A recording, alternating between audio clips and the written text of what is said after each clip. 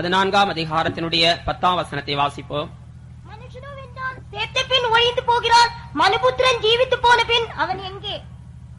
ദൈവനാമത്തിന് മഹത്വമുണ്ടാകട്ടെ. தேவனுடைய நாமத்துக்கு மகிமை உண்டாவதாக. ബൈബിൾ ക്ലാസിന്റെ 3-ാം ദിനത്തിനായി വീണ്ടും ഒരിക്കൽ കൂടെ ദൈവത്തെ സ്തുതിക്കുന്നു. வேதபாட கூட்டத்தின் 3ஆம் நாளுக்காக மீண்டும் ஒருமுறை தேவனை துதிக்கிறேன். അടുത്തും അകലെയുമായി ഞങ്ങളെ ശ്രദ്ധിക്കുന്ന എല്ലാ പ്രിയപ്പെട്ടവർക്കും യേശുക്രിസ്തുവിൻ നാമത്തിൽ സ്നേഹവന്ദനങ്ങളെ ഒരിക്കൽ കൂടെ അറിയിക്കും.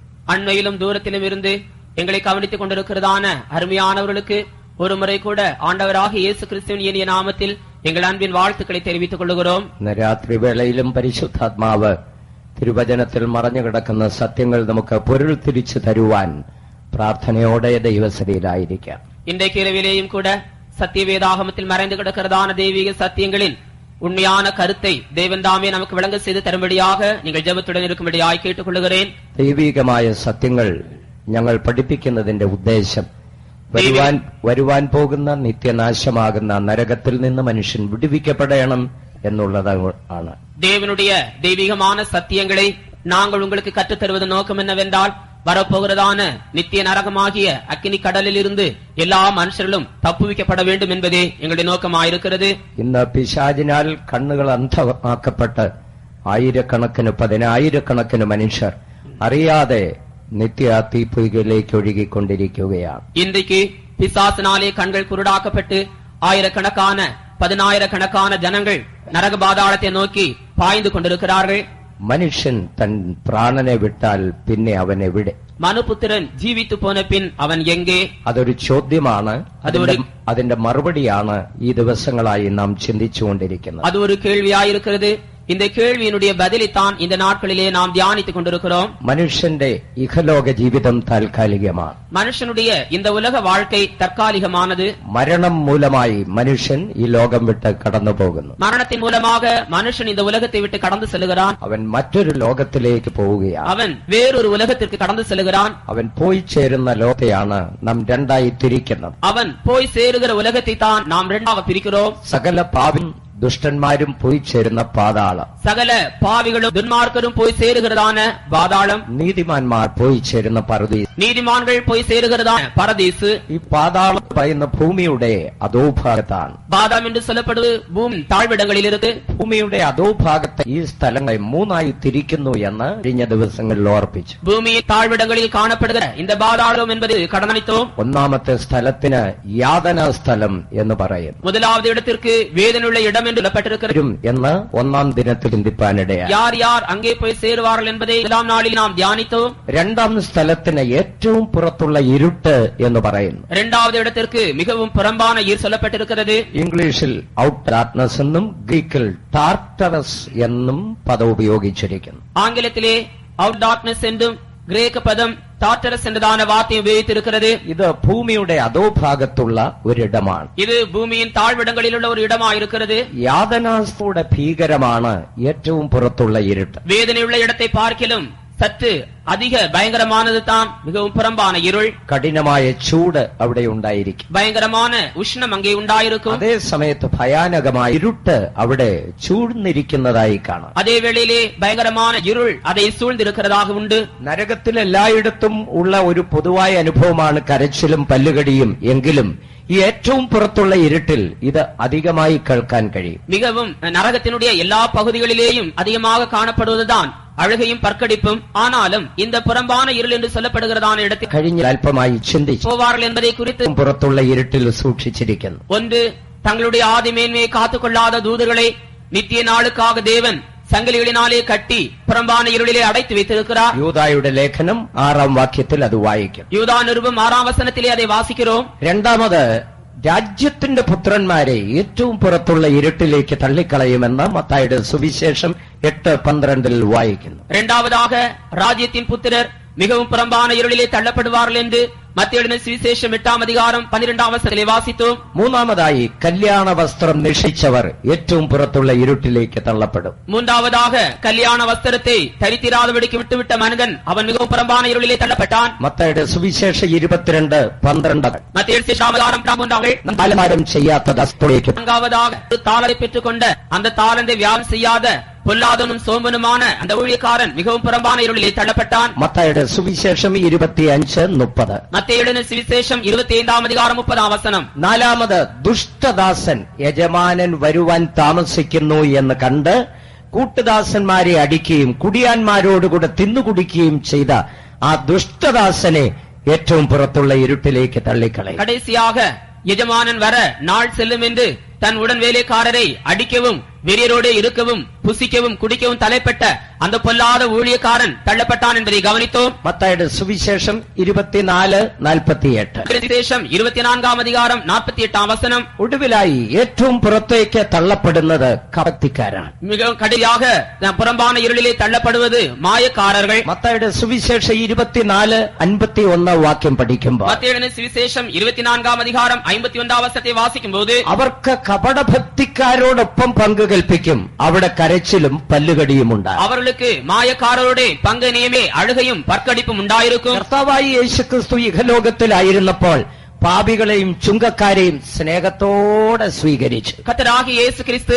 இந்த உலகத்திலே ஜீவித்த போது பாவிகளையும் ஆயக்காரரையும் மிகவும் அன்போடு வரவேற்றார். എന്നാൽ കപടഭക്തിക്കാരുടെ നേരെ ശക്തമായി ശബ്ദമുയർത്തുന്നതായിട്ടാണ് കാണുന്നത്. ஆனாலும் மாயக்காரரை குறித்து அவர்களுக்கு விரோதமாக தன்னுடைய சத்தத்தை அதிகமாக உயர்த்தினதை குறித்து நாம் காண்கிறோம். യേശുക്രിസ്തു പാപികളോട് ക്ഷമിക്കുന്നു. இயேசு கிறிஸ்து பாவிகளுக்கு மன்னிக்கிறார். പാപത്തെ ക്ഷമിക്കുന്നവനാണ് യേശുക്രിസ്തു. பாவத்தை மன்னிக்கிறவர் தான் இயேசு கிறிஸ்து. ദൈവവും പാപത്തെ ക്ഷമിക്കുന്നു. தேவன் பாவத்தை மன்னிக்கிறார். അനുദപിക്കുന്ന ഏത് കൊടും പാപിയോടും ക്ഷമിക്കുവാൻ ദൈവം കരുണയുള്ളവനാണ്. മനസ്താപപ്പെടുகிற எந்த பயங்கரமான பாவிக்கும் மன்னிப்பதற்கு அவர் இரக்கமுள்ள தேவனாயிருக்கிறார். അതുകൊണ്ടാണ് ദൈവം പറയുന്നത്, നിങ്ങളുടെ പാപം കടും ചുവപ്പായിരുന്നാലും രക്താംബരം പോലെ ചുവപ്പായിരുന്നാലും ഹിമം പോലെ വെണ്മയാക്കുവാൻ എനിക്ക് കഴിയും. ஆகினால் தான் தேவன் விதமாய் கூறுகிறார், உங்கள் பாவங்கள் இரத்தாம்பரம் போல் சிவப்பாயிருந்தாலும் பஞ்சை போல வெண்மையாக மாற்றுவேன் என்று. എന്നാൽ ദൈവത്തിന് ഒട്ടും സഹിപ്പാൻ പാടില്ലാത്ത ഒരു വിഷയമാണ് കപടഭക്തി. ஆனால் தேவனுக்கு சற்றேனும் சகிக்க முடியாத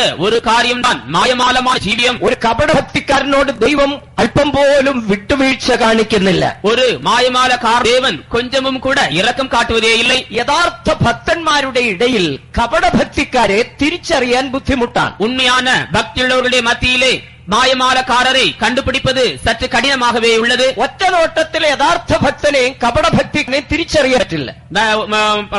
நீதிமான்களுடைய மத்தியிலே மாயமாலக்காரர் இருப்பார்களானால் அவர்களை பகுத்தறிந்து விளங்கிக் கொள்ள முடியாது. എല്ലാവരുടെ വേഷവും എല്ലാവരുടെയും ശബ്ദവും എല്ലാവരുടെയും രീതികളും ഒരുപോലെ ഇരിക്കും. எல்லாருடைய வேஷமும் எல்லாருடைய சத்தமும் எல்லாருடைய நடவடிக்கைகளும் ஒன்று போலவே காணப்படும். എന്നാൽ ഇവരെ തിരിച്ചറിയുന്നത് അവരുടെ ഫലം കൊണ്ടാണ്, അല്ലെങ്കിൽ സ്വഭാവം കൊണ്ട്. ஆனால் இவர்களை பிரித்தறிவது பகுத்தறிவது எப்படி என்றால் அவர்களுடைய சுபாவம் அல்லது கனிகளினாலே அறிந்து கொள்ள முடியும். യേശുവോ അഗ്നിജ്വാലയ്ക്കൊത്ത കണ്ണുകളുള്ളവനാണ്. இயேசு அக்கினி ஜுவாலையை போன்றதான கண்களை உடையவராயிருக்கிறார்.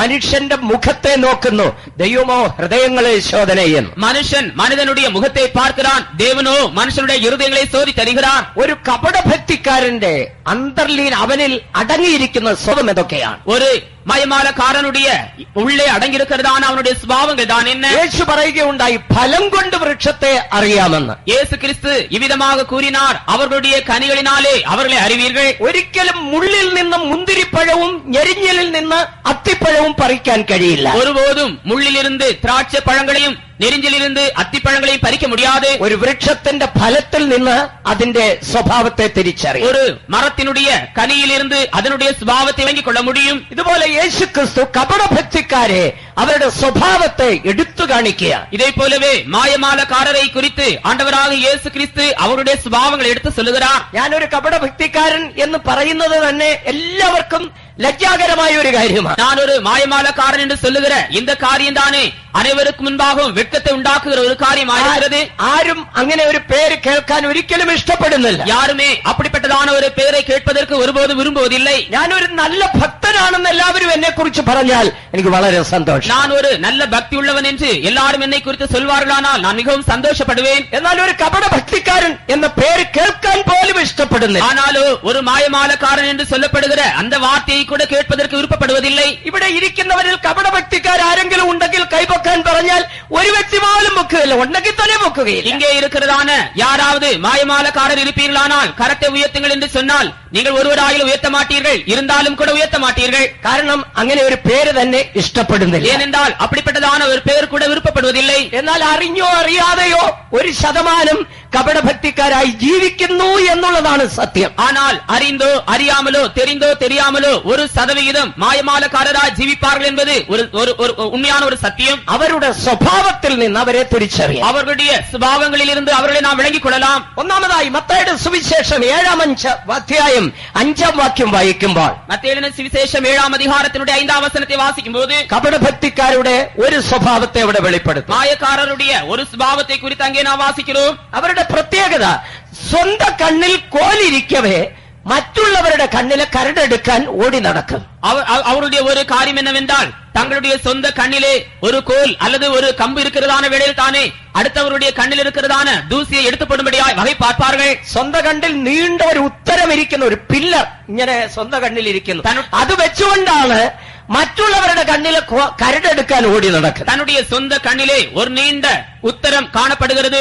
அதை வைத்துக் கொண்டுதான் மற்றவருடைய கண்ணிலே காணப்படுகிற சிறிய தூசியை எடுக்கும்படியாய் பிரயாசப்படுவார்கள். അവരെ നോക്കിക്കൊണ്ടേ ആണ് യേശു പറയുന്നത്, കപടഭക്തിക്കാരാ, മുമ്പേ സ്വന്തം കണ്ണിൽ നിന്ന് കോലെടുത്തു കളക, പിന്നെ സഹോദരന്റെ കണ്ണിൽ നിന്ന് കരടെടുത്തു കളവാൻ വെടിപ്പായി കാണും. அவர்களை குறித்துதான் ஆண்டவராகிய இயேசு கிறிஸ்து, மாயக்காரனே, முன்பு உன் கண்ணில் இருக்கிற உத்தரத்தை எடுத்து போடு, பின்பு உன் சகோதரன் கண்ணில் இருக்கிற திரும்ப எடுத்து போட வகை பார்ப்பா என்று சொல்லுகிறார். സ്വന്തം കണ്ണിൽ പെരിയ ഉത്തരം വെച്ചുകൊണ്ട് മറ്റുള്ളവരുടെ കണ്ണിൽ കരടെടുക്കാൻ നടക്കുന്ന ആരെങ്കിലും ഉണ്ടോ ഇവിടെ? சொந்த கண்ணிலே பெரிய உத்தரத்தை வைத்துக் கொண்டு மற்றவருடைய கண்களில் இருக்கிற சிறிய தூசியை எடுத்து போடும்படியாக வகை தேடுகிற யாராவது இங்கே இருக்கிறீர்களா? വലിയ വലിയ തെറ്റുകൾ ജീവിതത്തിൽ മറച്ചു വെച്ചിട്ട് മറ്റുള്ളവരുടെ ചെറിയ തെറ്റുകളെ എടുത്തു കാണിപ്പാൻ ഓടി നടക്കുന്നവർ, பெரிய பெரிய தவறுகளை தங்களுடைய ஜீவியங்களிலே மறைத்து வைத்துக் கொண்டு மற்றவருடைய ஜீவியத்தில் காணப்படுகிற சிறிய தவறுகளை எடுத்து போடும்படியாக சுட்டி காட்டும்படியாக வகை தேடிக்கொண்டிருக்கிறார்கள். അത് കപടഭക്തിക്കാരുടെ ഒന്നാമത്തെ ലക്ഷണം, നമ്പർ 1 ലക്ഷണമാണ്. அது மாயக்காரருடைய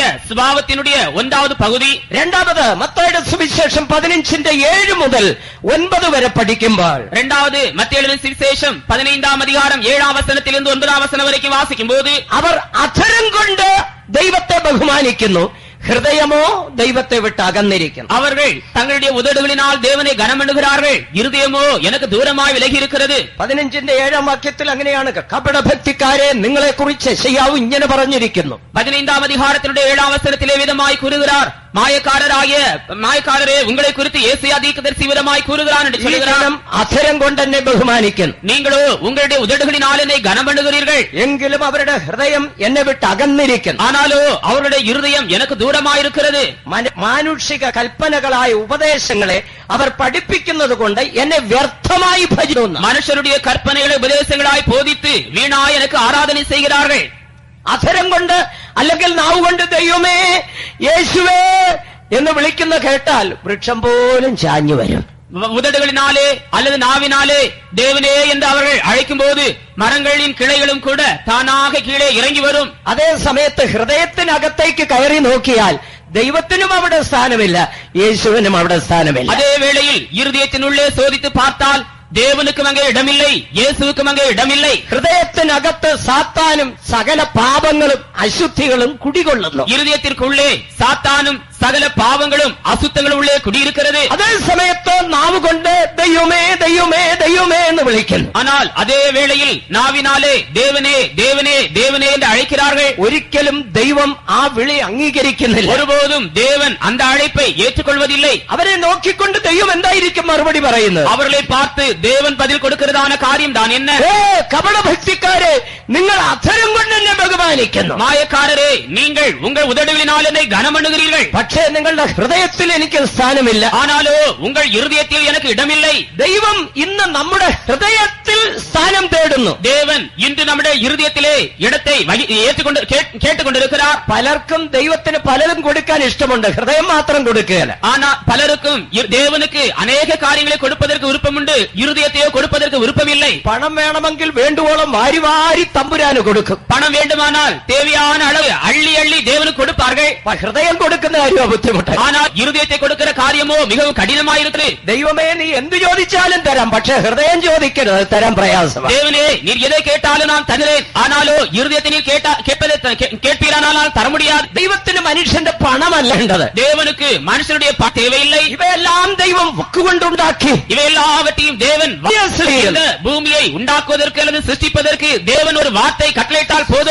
ദൈവത്തിനൊരു വാക്ക് മതിയായിരുന്നു. சூரியன் சந்திரனை உண்டாக்குவதற்கு தேவன் ஒரு வார்த்தை சொன்னால் போதும். എന്നാൽ ദൈവം മനുഷ്യന്റെ ഹൃദയം വാഞ്ചിക്കുന്നു. ஆனாலோ தேவன் மனுஷனுடைய இருதயத்தையே வாஞ்சிக்கிறார். ഹൃദയത്തിൽ വസിക്കുവാൻ ദൈവം ആഗ്രഹിക്കുന്നു. இருதயத்திலே வாசம் பண்ணும்படியாக தேவன் விரும்புகிறார். അതുകൊണ്ടാണ് ദൈവം മനുഷ്യന്റെ ഹൃദയ കവാടത്തിൽ മുട്ടിക്കൊണ്ടിരിക്കുന്നു. ஆகினால் தான் தேவன் இருதயத்தின் வாசலில் நின்று தட்டிக் கொண்டிருக்கிறார். ഹൃദയത്തിന്റെ പൂർണ്ണ നിയന്ത്രണം ദൈവത്തിന് യേശുവിനെ സമർപ്പിക്കുന്നവർ இருதயத்தின் முழுവதையும் தேவனுக்காக ஒப்பு கொடுக்க வேண்டும். എന്നാൽ കപടഭക്തിക്കാരോ ഹൃദയത്തിൽ ദൈവത്തിന് സ്ഥാനം നൽകാതെ വാക്കുകൊണ്ട് ദൈവത്തെ സ്തുതിക്കും. ஆனால் மாயமாலக்காரரோ இருதயத்தில் தேவனுக்கு ஸ்தானம் கொடுக்காதபடிக்கு தங்களுடைய உதடுகளினால் வாயினாலே தேவனை கவனிக்கொண்டிருக்கிறார்கள். അവർ ദൈവത്തെ വ്യർത്ഥമായി ആരാധിക്കുന്നു എന്ന് அவர்கள் தேவனுக்கு வீணாய் ஆராதனை செய்கிறார்கள். മാനുഷികമായ കൽപ്പനകൾ ഏറ്റുചൊല്ലി മനപ്പാടമാക്കി ഏറ്റുചൊല്ലി ദൈവത്തെ വ്യർത്ഥമായി ആരാധിക്കുന്നു. மனுஷியமான மனுஷருடைய போதனைகளை அவர்கள் மனப்பாடம் செய்து அதை ஒரு போதனையாக சொல்லி வீணாக தேவனுக்கு ஆராதனை செய்து கொண்டிருக்கிறார்கள். പൂർവ്വ പിതാക്കന്മാരൊക്കെ എഴുതി വെച്ച പുസ്തകങ്ങളുണ്ടല്ലോ, അത് കണ്ണും തുറന്ന് അവിടെ ഇവിടെ നോക്കിയിരുന്ന് വായിച്ചു വിട്ടേച്ച് സ്ഥലം വിടുക, അതാ ആരാധന. தங்களுடைய முற்பிதாக்கள் எழுதி வைத்ததான சில வார்த்தைகள் இருக்கிறது தானே, அதை எடுத்து வாசித்துக் கொண்டு ஆராதனை செய்து முடித்து விடுகிறார்கள். அதுதான் அவருடைய ஆராதனையாக இருக்கிறது. മനപാഠമാക്കിയ മാനുഷിക കൽപ്പനകളാൽ വ്യർത്ഥമായി ദൈവത്തെ ആരാധിക്കുന്നു. மனப்பாடம் செய்ததான மனுஷீக கற்பனைகளினாலே தேவனுக்கு வீணான ஆராதனை செய்கிறார்கள். ആത്മവിലുമാണ്, ஆனாலோ நீதியினாலும் பரிசுத்தத்தினாலும் അത് നല്ല മനസാക്ഷിയോടുകൂടെയാണ്, அது நல்ல மனசாட்சியோடு கூட അത് ബുദ്ധിയുള്ള ആരാധനയാണ്, அது புத்தியுள்ள ஆராதனையாக இருக்கிறது. ദാസന്മാരായി ഇരുന്ന് ആരാധിക്കുന്നതാണ്, தேவனுடைய ஊழியக்காரர்களோடு சேர்ந்து ஆராதனை செய்யக்கூடியதாக இருக்கிறது. കപടഭക്തിക്കാരോ ഈ പ്രമാണങ്ങളൊന്നും കൂടാതെ വ്യർത്ഥമായി ദൈവത്തെ ആരാധിക്കുന്നു. மாயமாலக்காரரோ இந்த பிரமாணங்களின்படி செய்யாதபடிக்கு வீணாய் தேவனுக்கு ஆகிறார்கள். അടുത്തതായി മത്തായിയുടെ വിശേഷം 23 വരുമ്പോൾ, அடுத்ததாக மத்தேயுவின் சுவிசேஷம் 23 அதிகாரத்திலே வரும்போது 3 മുതൽ വരെയുള്ള വാക്യങ്ങളിൽ 3 വചനത്തിലിருந்து 15 വചനം വரைக்கும் വാசிக்கும்போது മത്തായിയുടെ സുവിശേഷം കപടഭക്തർക്കേ ഉള്ള ஒரு முன்னாயிருக்கிறது 13 വായിക്കും. അതിന്റെ 13 വചനത്തിലേക്കോ, നിങ്ങൾ മനുഷ്യർക്ക് സ്വർഗരാജ്യമാണ്, நீங்கள் மனே செய்யாதபடிக்கு பரலோக ராஜ்யத்தை பூட்டி போடுகிறீர்கள், നിങ്ങൾ അതിൽ കടക്കുന്നില്ല, മറ്റുള്ളവരെ കടക്കാൻ ശ്രമില്ല, நீங்கள் அதிலே பிரவேசிப்பதில்லை, பிரவேசிப்பதற்கும் சம்மதிப்பதில்லை. കപടഭക്തിക്കാരായ ശാസ്ത്രിമാരും പരീശന്മാരുമേ എന്ന് പറഞ്ഞാ തുടങ്ങുന്നു. மாயக்காரராகிய வேதபாரகரே பரிசேயரே என்று சொல்லிதானதை ஆரம்பிக்கிறார். അവര് സ്വർഗത്തിൽ പോകുന്നുമില്ല.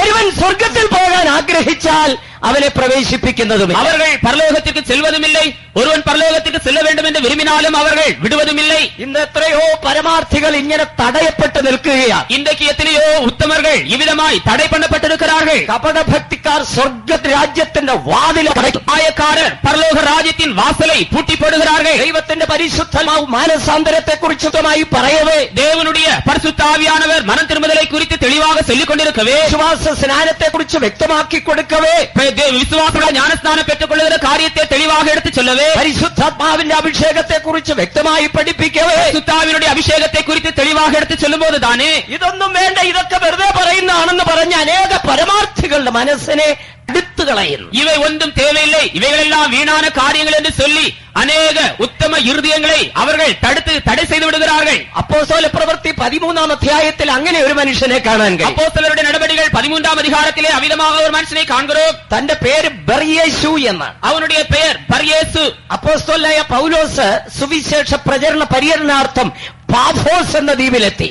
அப்போஸ்தலனாகிய பவுல் சுவிசேஷ ஊழியத்தை செய்யும்படியாக நீகர் எனப்பட்டதான பட்டணத்துக்கு வந்தார். പാഫോസ് എന്ന പട്ടണത്തിലെത്തി. நீகர் எனப்பட்டதான பட்டணத்துக்கு வந்தார். അവിടെ ഒരു ദേശാധിപതി ഉണ്ടായിരുന്നു, ഈ പട്ടണത്തിന്റെ ദേശാധിപതി. அங்கே அந்த பாப்போ பட்டணத்திலே நீகர் எனப்பட்டதான ஒருவர் இருந்தார். അദ്ദേഹത്തിന്റെ പേര് സെർഗിയോസ് പൗലോസ് എന്നാണ്. அவருடைய பெயர் செர்கியு பவுல் என்பது. ഈ സെർഗിയോസ് പൗലോസിനോടുകൂടെ ഒരു വിദ്വാൻ പറ്റിക്കൂടിയിട്ടുണ്ട്. இந்த செர்கியு பவுல் என்பவரோடு கூட ஒரு மாயவித்தைக்காரன் கடந்து வந்திருந்தான். 13 അധ്യായം 5 മുതലുള്ള വാക്യങ്ങൾ താഴോട്ട് വായിക്കുമ്പോൾ അത് മനസ്സിലാകും. 13 அதிகாரத்தினுடைய 5 கீழே உள்ளதான வசனங்களை வாசிக்கும் போது நாம் அதை விளங்கிக் கொள்ள முடியும். അദ്ദേഹത്തിന്റെ പേരെന്താണെന്ന് അറിയാമോ? அவனுடைய பேர் என்ன தெரியுமா? ബർയേശു. பர்யேசு. ബർയേശു എന്ന പദത്തിന്റെ അർത്ഥം യേശുവിന്റെ മകൻ എന്നാണ്. பர்யேசு என்னும் வார்த்தையினுடைய அர்த்தம் இயேசுவின் மகன் என்றாகும். വേറെയും ചില പേരുകൾ ഉണ്ടായി. மற்றும் சில பெயர்கள் உண்டாகும். മറ്റൊരു പേര് എലിമാസ്, இன்னொரு பெயர் எலிமாஸ் എന്നൊരു വിദ്വാൻ എന്നാ പറയുന്നത്. அப்படிப்பட்ட ஒரு மாயவித்தைக்காரன் என்று சொல்லப்பட்டிருக்கிறது. ഒരു കൊച്ചു വിദ്വാനായിരുന്നു താൻ. அவன் ஒரு சிறிய மாயவித்தைக்காரனாக இருந்தான். ഈ ബർയേശുവിന്റെ ജോലി എന്താണെന്നറിയാം? இந்த பரியேசுடைய வேலைதான் என்ன?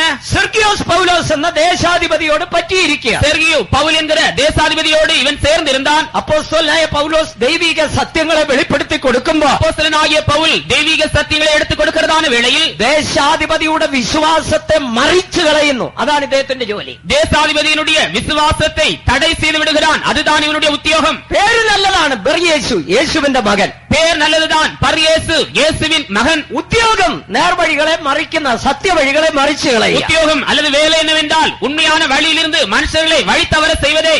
ഒരുവൻ സത്യമനുസരിക്കാൻ തയ്യാറായാൽ മറിച്ചു കളയും. ஒருவன் சத்தியத்தை ஏற்றுக்கொள்வதற்கு ஆயத்தமாயிருந்தால் அவர்களை வழிமறித்து செய்து விடுகிறார்கள். അതങ്ങനെയൊന്നും ഇല്ലെന്നേ. அது அப்படி ஒன்றும் இல்லவே. ഇവർ ഈ പറയുന്നത് പോലുള്ള ഉപദേശങ്ങളൊന്നും ഇല്ലെന്ന്. இவர்கள் சொல்லுகிற உபதேசங்கள் அப்படியே ஒன்றும் இல்லை. അങ്ങനെ പോയി വെള്ളത്തിൽ മുങ്ങേണ്ട ആവശ്യമൊന്നും ഇല്ലെന്ന്. அப்படியாக நீங்கள் தண்ணீரில் முழுக வேண்டிய அவசியமே இல்லை. ഈ അന്യഭാഷ പറയുക, ഒത്തിരി കിടന്ന് ചാടുകയും തുള്ളുക, അതൊന്നും വേണ്ടാന്നേ. அந்நிய பாஷை பேசுவதும் குதிப்பதும் நடனம் பண்ணுவதும் இப்படிப்பட்ட காரியங்கள் ஒன்றும் அவசியம் இல்லை. ഈ പറയുന്ന ഉപദേശങ്ങളൊക്കെ വന്നിട്ട് 40-50 വർഷമല്ലേ ആയുള്ളൂ. இவை இப்படிப்பட்டதான இந்த உபதேசங்கள் இந்த உலகத்திற்கு சபைக்கு கடந்து வந்து 40-50 ஆண்டுகள் தான் ஆகிறது. അങ്ങനെയാണെങ്കിൽ അതിനു മുൻപേ നമ്മുടെ ജീവിച്ചിരുന്ന പിതാക്കന്മാരൊക്കെ നരകത്തിലാണോ പോകുന്നത്? அப்படியானால் அதற்கு முன்னதாக ஜீவித்திருந்த நம்முடைய முற்பிதாக்கள் தந்தையர்கள் நரகத்திலா போயிருக்கிறார்கள். അവരെല്ലാം നരകത്തിൽ പോകുന്നെങ്കിൽ നമുക്കും പോകാമെന്ന്. அவர்கள் எல்லாரும் நரகத்திற்கு போவார்களானால் நாமும் செல்லலாமே. ഇങ്ങനൊക്കെ പറഞ്ഞ് സത്യത്തെ തടുത്തു കളയുന്നു. இவ்விதமாக சொல்லி சத்தியத்தை தடை செய்கிறார்கள். ദൈവത്തിന് സ്തോത്രം. தேவனுக்கு ஸ்தோத்திரம். അവർ സ്വർഗത്തിൽ കടക്കുന്നുമില്ല, മറ്റുള്ളവരെ കടക്കാൻ സമ്മതിക്കുന്നുമില്ല. அவர்கள் பரலோகத்திற்குள் பிரவேசிப்பதும் இல்லை, பரலோக ராஜ்யத்திற்குள் பிரவேசிக்கிறவர்களை பிரவேசிக்க அனுமதிப்பதும் இல்லை. ഇത് കേട്ടപ്പോൾ അപ്പോസ്തലനായ പൗലോസ് ആത്മാവിൽ നിറഞ്ഞു. இதை கேட்டபோது அப்போஸ்தலனாகிய பவுல் ஆவியிலே நிரப்பப்பட்டார். പരിശുദ്ധാത്മ പൂർണ്ണനായി ഇവനെ ഭത്സിക്കുകയാണ്. பரிசுத்தாவி நிறைவினாலே இவனை கடிந்து கொண்டான். സകല കപടവും ധൂർത്തും നിറഞ്ഞവനെ, പിശാചിന്റെ മകനെ എന്ന് പറഞ്ഞവനെ எல்லா கபடமும் எல்லா பொல்லாகும் நிறைந்தவனே, பிசாசின் மகனே என்று அழைத்தான். ദൈവത്തിന് സ്തോത്രം. தேவனுக்கு ஸ்தோத்திரம். സ്വർഗരാജ്യത്തിൽ കടക്കുന്നുമില്ല, മറ്റുള്ളവർ കടക്കാൻ സമ്മതിക്കുന്നു. பரலோக ராஜ்யத்திற்குள் பிரவேசிப்பதும் இல்லை, மற்றவர்கள் பிரவேசிப்பதற்கு அனுமதிப்பதும் இல்லை. 13-ാം അധ്യായത്തിൽ വീണ്ടും വായിക്കുമ്പോൾ, 13-ാം വാക്യത്തിൽ വീണ്ടും വായിക്കുമ്പോൾ, 13-ാം വചനത്തിലെ മറുപടി വാസിക്കും போது കപടഭക്തിക്കാരുടെ മറ്റൊരു സ്വഭാവം, மாயமாலக்காரருடைய இன்னொரு சுபாவம், വിധവമാരുടെ വീടുകളെ വിഴുങ്ങുന്നു. விதவைகளுடைய வீடுகளை அவர்கள் விழுங்குகிறார்கள். ഉപായ രൂപേണ ദീർഘമായി പ്രാർത്ഥിക്കുന്നു. அவர்கள் பார்வைக்கு நீண்ட ஜெபம் பண்ணுகிறார்கள். അതാ നല്ലത്. പാർവയ്ക്ക് നീണ്ട ജപം. பார்வைக்கு நீண்ட ஜெபம் എന്ന് പറഞ്ഞാൽ ഒരു പ്രാർത്ഥന കേട്ടാൽ ഒരു കേൾക്കുന്ന ആള് അതിൽ പ്രസാദിക്കണം. ஏன் எப்படி என்றால் ஒரு ஜெபத்தை கேட்கும் போது அதை கேட்கிற மனுஷர்கள் அதன் மேல் பிரியப்பட வேண்டும் എന്ന് പറഞ്ഞാല് ആളിന്റെ പേഴ്സ് തുറക്കണം, അതുപോലെ പ്രാർത്ഥിക്കും. அப்படி சொன்னால் அதனுடைய அர்த்தம் என்னவென்றால் அவர்கள் ஜெபத்தை கேட்கும் போது தானே தங்களுடைய பேഴ്ஸை திறக்க வேண்டும், பணிப்பையை திறக்க வேண்டும். 50 രൂപ കൊടുക്കാൻ ഉദ്ദേശിക്കുന്നവൻ 500 കൊടുക്കണം. അതുപോലെ ഉപായ രൂപേണ ദീർഘമായി പ്രാർത്ഥിക്കണം. 50 ரூபாய் கொடுக்கும்படியாக விரும்புகிறவர்கள் 500 ரூபாய் கொடுக்க வேண்டும். அதற்கு ஏற்றபடி தந்திரமாக ஜெபம் பண்ணுவார்கள். അതുപോലെ പ്രാർത്ഥനയിൽ നല്ല ഘടനയും വാചകവും ഒക്കെ ചേർത്ത് കേൾക്കുന്നവരെ പ്ലീസ് ചെയ്യത്തക്കവണ്ണം നന്നായി പ്രാർത്ഥിക്കും. அதே போலவே ஜெபிக்கிறதான காரியத்திலேயும் கூட அவர்களை கேட்கிறதான மனுஷர்கள் நன்றாக அதை பிரியப்படும்படியாக வார்த்தைகளை அடுக்கடுக்காக வைத்து ஜெபிப்பார்கள். പ്രാർത്ഥനയിൽ ഉപായം, ஜெபத்திலே தந்திரங்கள், ഉപായ രൂപേണ ദീർഘമായ പ്രാർത്ഥന. உபாயத்தில் அல்லது தந்திரத்திலே நீண்ட ஜெபங்கள். ചിലർക്ക് അങ്ങനെയുള്ള പ്രാർത്ഥനയാണ് ഇഷ്ടം. சிலருக்கு அப்படிப்பட்டதான ஜெபங்கள் தான் இஷ்டம். ഒരു 3/4 മണിക്കൂർ ഡിക്ഷണറി ഒക്കെ വെച്ച് നല്ല ഗ്രമാറ്റിക്കലായിട്ട് ഒരു പ്രാർത്ഥന ചെയ്താൽ ഇന്നത്തെ പ്രാർത്ഥന കൊള്ളായിരുന്നു. ஒரு 3/4 மணி நேரம் தங்கள் எந்த விதத்திலே அவர்களை ஒரு தந்திரத்தோடு நல்ல ஞானத்தோடு கூட எவ்விதமா ஜெபிக்க முடியுமோ அந்த அளவுக்கு அவர்கள் ஜெபம் பண்ணுவார்கள். இன்னைக்குள்ளதான ஜெபம் மிகவும் நன்றாயிருந்தது சொல்லத்தக்கதாக. എന്നാൽ 2 വാക്ക് പറഞ്ഞു പോയാല് ഇന്ന് പ്രാർത്ഥന ശരിയായില്ലെന്ന്. ஆனால் 2 வார்த்தை சொன்ன பின்பு இன்றைக்கு ஜெபம் ஒன்று சரியாக இல்லை. தேவனுக்கு ஸ்தோத்திரம். കപടഭക്തിക്കാരുടെ പ്രാർത്ഥനയാ ഉപായ രൂപേണയുള്ള ദീർഘമായ പ്രാർത്ഥന. மாயமாலக்காரருடைய ஜெபம் என்னவென்றால் அவருடைய தந்திரத்தோடு கூட ஜெபிக்கிறதான ஜெபம். അടുത്തത് അവർ ഒരുവനെ മതത്തിൽ ചേർക്കാൻ കടലും കരയും ചുറ്റി നടക്കുന്നു. அடுத்ததாக அவர்கள் ஒருவனை தங்களுடைய மதத்திலே சேர்க்கும்படியாக கடலையும் கரையும் கடந்து வருகிறார்கள். 23, 14, 15 വാക്യങ്ങൾ. 23, 14, 15 வசனங்கள். മതത്തിൽ ചേർക്കാൻ ഓടി നടക്കുകയാണ്. மதத்திலே சேர்க்கும்படியாக ஓடி திரிகிறார்கள். ദൈവത്തിന് സ്തോത്രം. தேவனுக்கு ஸ்தோத்திரம். അത് കപടഭക്തിക്കാരുടെ ആരുടെ വേലയാ? அது மாயக்காரருடைய வேலை. നാമോ മനുഷ്യരെ മതത്തിൽ ചേർക്കാൻ ഓടുന്നവരല്ല. நாமோ மனுஷர்களை மதத்திலே சேர்க்கும்படியாக ஓடி நடக்கிறவர்கள் அல்ல. ദൈവത്തിന് സ്തോത്രം. தேவனுக்கு ஸ்தோத்திரம். നമ്മൾ സുവിശേഷം പ്രസംഗിക്കുന്നത് ആത്മാക്കൾ മനുഷ്യരെ മതത്തിൽ ചേർക്കാനല്ല. நாங்கள் சுவிசேஷத்தை பிரசங்கிப்பது ஆத்மாக்களை மதத்திலே சேர்க்கும்படியாக அல்ல. ചില വിചാരിക്കുന്നു സഭയിൽ എണ്ണം കൂട്ടിയിട്ട് ഫോട്ടോ എടുത്ത് അമേരിക്കയ്ക്ക് അയച്ച് അവിടുന്ന് പണം വരുത്താനാണെന്ന്. നോ, അല്ല. சிலர் சிந்திக்கிறது என்னவென்றால் சபையிலே வருகிறதான மக்களுடைய எண்ணிக்கையை பெருக செய்து போட்டோ எடுத்து அமெரிக்காவுக்கு அனுப்பி பணம் வாங்கும்படியாக எண்ணுகிறார்கள். அப்படி அல்ல. ഇതൊന്നും അമേരിക്കയിലെ പണമല്ല. இது ஒன்றுமே அமெரிக்க பணம் அல்ல. ഇവിടുത്തെ വിശ്വാസികളുടെ ഇവിടുത്തെ ജനത്തിന്റെ വിയർപ്പിന്റെ ഫലമാണിത്. இங்குள்ளதான விசுவாசிகள் இங்க இருக்கிறதான தேவஜனத்தினுடைய வியர்ப்பினுடைய காரியம்தான் இது.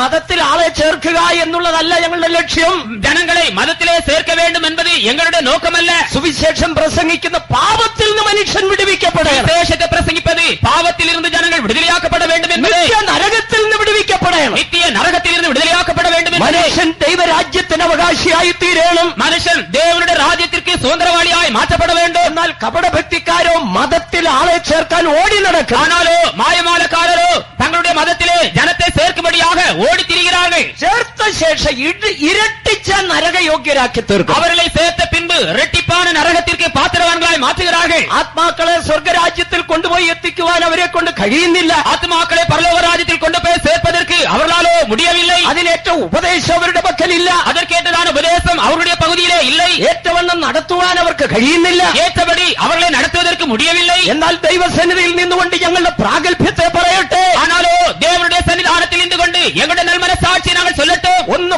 കൊലോസ്യ ലേഖനം 1:28 വാക്യം. கொலோசியருக்கு எழுதின நிருபம் 1-ാം அதிகாரம் 28-ാം വചനം. അതാണ് ഞങ്ങളുടെ ശുശ്രൂഷയുടെ ലക്ഷ്യം. அதுவே எங்களுடைய ஊழியத்தினுடைய நோக்கமாயிருக்கிறது. ഞങ്ങൾ യേശുവിനെ പ്രസംഗിക്കുന്നു. நாங்கள் இயேசுவையே பிரசங்கிக்கிறோம். യേശുവിനെ പ്രബോധിപ്പിക്കുന്നു. இயேசுவே குறித்து நாங்கள் புத்தி சொல்லுகிறோம். പോരാടിക്കൊണ്ട് അധ്വാനിക്കുന്നു. அதற்காக எங்களுக்குள்ளே போராடி நாங்கள் பிரயாசப்படுகிறோம். എന്തിനായി എന്ന് ചോദിച്ചാൽ, எதற்காக என்று சொன்னால், ഏത് മനുഷ്യനെയും ക്രിസ്തുവിൽ തികഞ്ഞവനായി നിർത്തേണ്ടതിന്, எந்த மனுஷனையும் கிறிஸ்துவுக்குள் தேறினவனாய் நிறுத்தும்படிக்கு യേശു മടങ്ങി വരും. இயேசு திரும்ப வருவார். യേശുവിന്റെ മടങ്ങി വരവിൽ ഒരു കൂട്ടം ആത്മാക്കളെ കൊണ്ടുപോയി നിർത്തണം. இயேசு கிறிஸ்துவின் இரண்டாம் வருகையே ஒரு கூட்டம் ஆத்துமாக்களை கொண்டு போய் நிறுத்த வேண்டும். ക്രിസ്തുവിൽ തികഞ്ഞവരായി കൊണ്ടുവന്ന് നിർത്തണം. கிறிஸ்துவுக்குள் தேறினவர்களாய் கொண்டு வந்து நிறுத்த வேண்டும். ഒരു നിർമ്മല കന്യകയായി നിർത്തണം. ஒரு கற்புள்ள கன்னிகையாக நிறுத்த வேண்டும். ആണ് ഞങ്ങളുടെ ശുശ്രൂഷയുടെ ലക്ഷ്യം. அதுவே எங்களுடைய ஊழியத்தின் நோக்கமாயிருக்கிறது. അതുകൊണ്ട് ഞങ്ങൾ യേശുവിനെ പ്രസംഗിക്കും. அதற்காக நாங்கள் இயேசுவை பிரசங்கிக்கிறோம். പക്ഷെ ഇവരോ ഒരുവനെ മതത്തിൽ ചേർക്കാൻ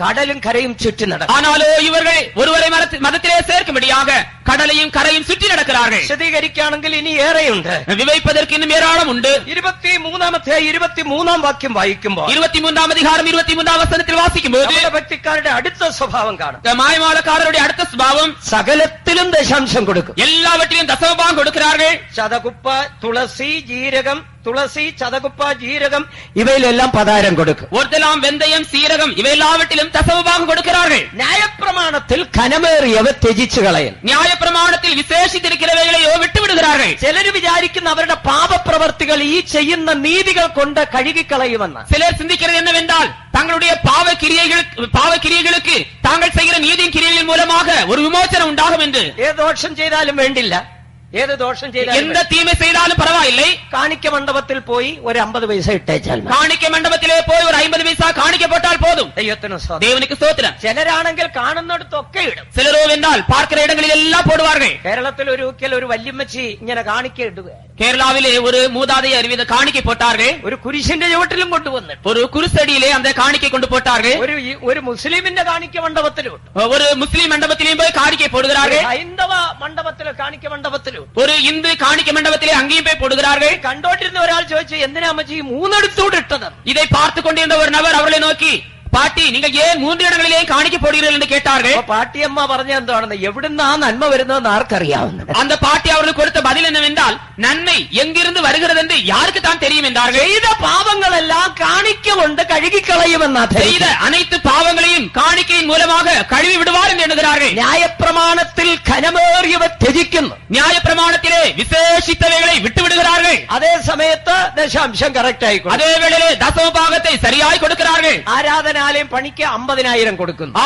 ஆராதனை கூடம் வேலைக்கு 50,000 கொடுக்கிறார்கள். 50,000 1,00,000 കൊടുത്തുള്ളത് നല്ല കാര്യം തന്നെ. 50,000 1,00,000 கொடுங்க நல்ல காரியம் தான். അതുകൊണ്ട് സ്വർഗ്ഗത്തിൽ പോകുമെന്ന് ധരിക്കരുത്. அது நிமித்தமாக பரலோக ராஜ்யத்தில் போகலாம் என்று எண்ண வேண்டாம். ദൈവരാജ്യത്തിന് വേണ്ടി ചെയ്തതിന് പ്രതിഫലമുണ്ട്. പക്ഷെ അവിടെ ചെല്ലണം, ചെന്നെങ്കിലേ കിട്ടുകയുള്ളൂ. தேவனுடைய ராஜ்யத்திற்காக செய்கிறதற்கு பிரதிபலன் உண்டு. ஆனாலோ நீங்கள் அங்கே செல்ல வேண்டும். சென்றால் மட்டும்தான் அந்த பிரதிபலன் உண்டாகும். അവിടെ ചെന്നില്ലെങ്കിൽ ഈ ചെയ്തതിനൊന്നും പ്രതിഫലമില്ല. அங்கே போகாவிட்டால் நீங்கள் செய்கிற கிரியைகளுக்கு பிரதிபலன் இல்லை. എന്നാൽ പ്രതിഫലം വാങ്ങുവാൻ അവിടെ ചെന്നാൽ തീർച്ചയായും അതിന് പ്രതിഫലമുണ്ട്. ஆனால் பிரதிபலன் வாங்கும்படியாக நீங்கள் அதை செய்வீர்களானால் நிச்சயமாக பிரதிபலன் அங்கே உண்டாகும். കപടഭക്തിക്കാരെ കുറിച്ച് പിന്നെയും വായിക്കുന്നു. மாயக்காரரை குறித்து மறுபடியும் வாசிக்கிறோம். 23-25 വാക്യം. 23-25 வசனம். അവർ പാത്രങ്ങളുടെ പുറം വെടിപ്പാക്കുന്നു. அவர்கள் பாத்திரங்களின் வெளிப்புறத்தை சுத்தம் பண்ணுகிறார்கள். അകത്തോ കവർച്ചയും അതിക്രമവും നിറഞ്ഞിരിക്കുന്നു. உட்புறத்திலோ கொள்ளையினாலும் அநீதத்தினாலும் நிறைந்திருக்கிறது. കിണ്ടികണ്ണങ്ങളുടെ പുറം വെടിപ്പാക്കുന്നു. போஜன பாத்திரங்களுடைய வெளிப்புறத்தை சுத்தம் பண்ணுகிறார்கள். ബാഹ്യമായ ശുദ്ധിക്ക് പ്രാധാന്യം കൊടുക്കും. வெளிப்பிரகாரமான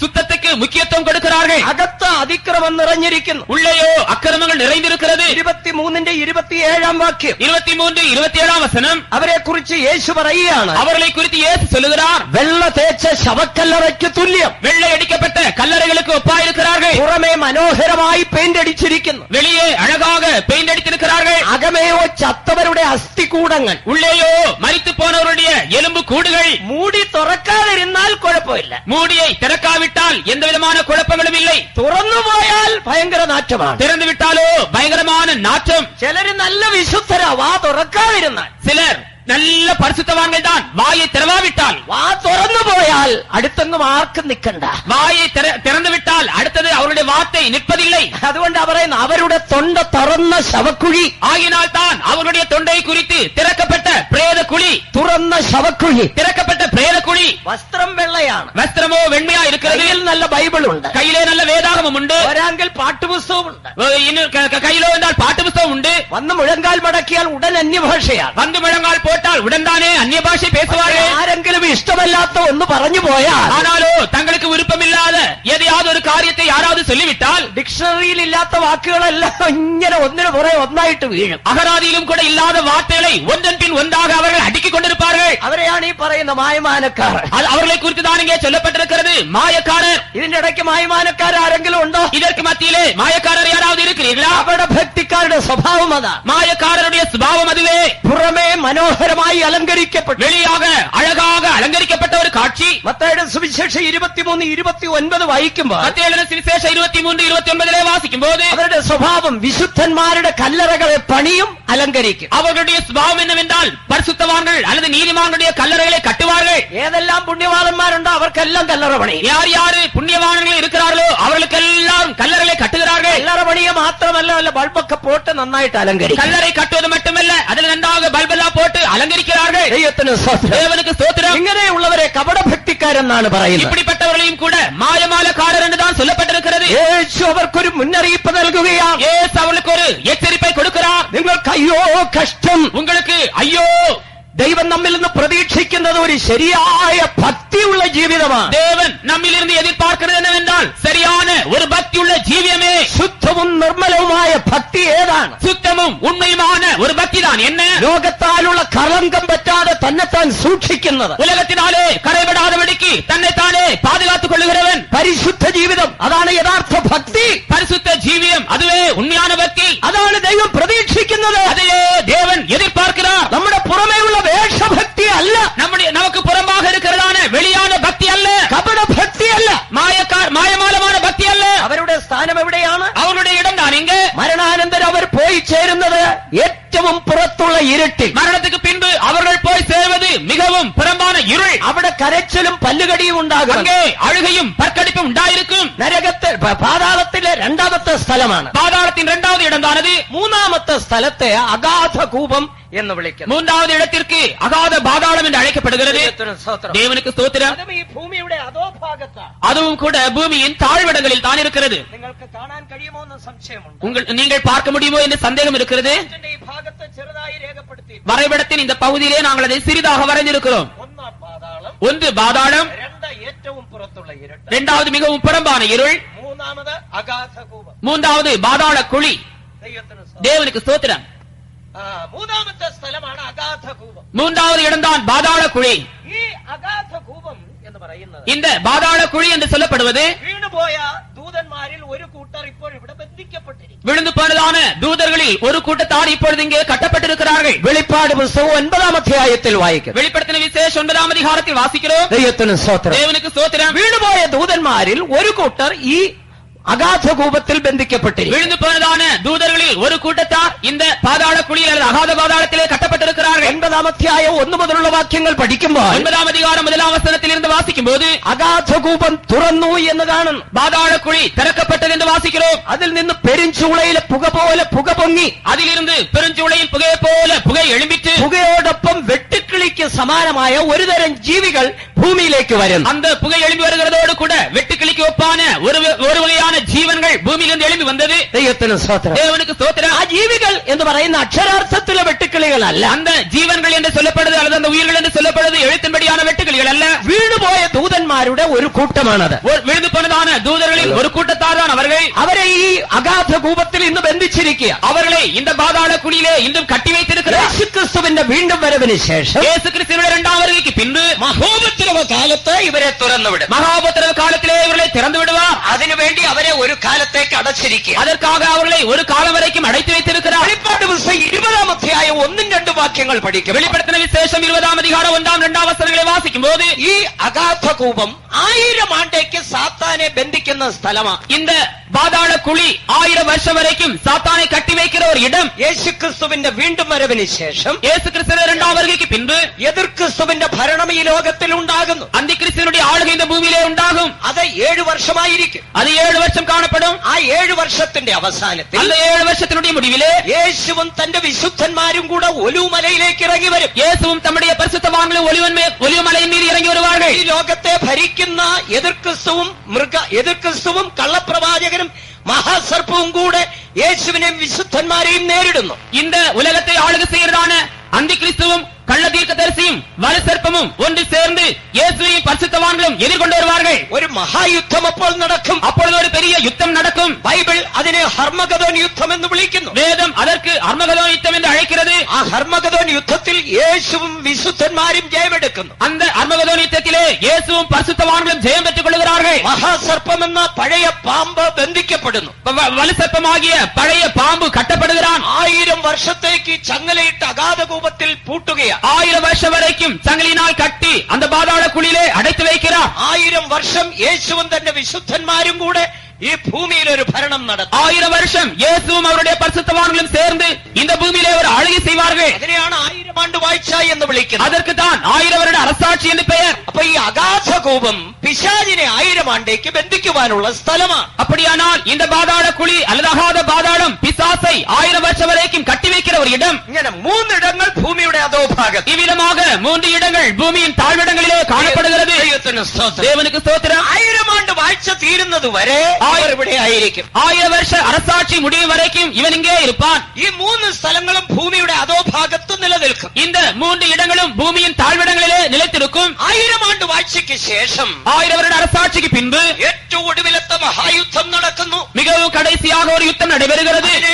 ഗോഗ് മാഗോഗ് യുദ്ധം എന്ന് ബൈബിൾ പറയുന്നു. அதற்கு கோகு மாகோகு யுத்தம் என்று வேதம் சொல்லுகிறது. പൈശാചിക ശക്തിക്ക് നേരെയുള്ള ദൈവീകമായ അവസാനത്തെ പോരാട്ടമാണ്. பிசாசின் வல்லமைகளுக்கு விரோதமாக இருக்கிற கடைசி தெய்வீக ஒரு யுத்தமாக காணப்படும். ഈ ഗോഗ് മാഗോഗ് യുദ്ധത്തോടുകൂടെ ഈ ഭൂമിക്ക് അവസാനമുണ്ടാകുന്നു. இந்த கோகு மாகோகு யுத்தத்தோடு கூட பூமிக்கு ஒரு முடிவு உண்டாகும். സ്വർഗത്തിൽ നിന്ന് തീ ഇറങ്ങി സകലത്തെയും ദഹിപ്പിക്കുന്നു. பரலோகத்திலிருந்து அக்கினி இறங்கி அனைவரையும் அழித்து போடும், தகித்து போடும். ആ ദിവസത്തെ കുറിച്ചാണ് 2 പത്രോസ് 3:10 വായിക്കുന്നത്. அந்த காரியத்தை குறித்துதான் 2 பேதுருவின் புத்தகம் 3ஆம் அதிகாரம் 10ஆம் வசனத்திலே வாசிக்கிறோம். കർത്താവിന്റെ ദിവസമോ കള്ളനെ പോലെ വരും. கர்த்தருடைய நாள் இரவிலே திருடன் வருகிற விதமாக இருக்கும். ആകാശം കൊടുമുഴക്കത്തോടെ ഒഴിഞ്ഞു പോകും. வானமும் எரிந்து பயங்கரமான சத்தத்தோடு கூட அகன்று போகும். ഭൂമിയും അതിന്റെ മൂലപദാർത്ഥങ്ങളും കത്തിയഴിയും. பூமியும் அதன் கிரியைகளும் எரிந்து அழிந்து போகும். അതോടുകൂടെയാണ് ഭൂമിയുടെ അവസാനം. அதோடு கூட பூமியினுடைய முடிவு உண்டாகும். ഭൂമിക്ക് അവസാനം വരുന്നതോടുകൂടെ பூமிக்கு முடிவு உண்டாவதோடு கூட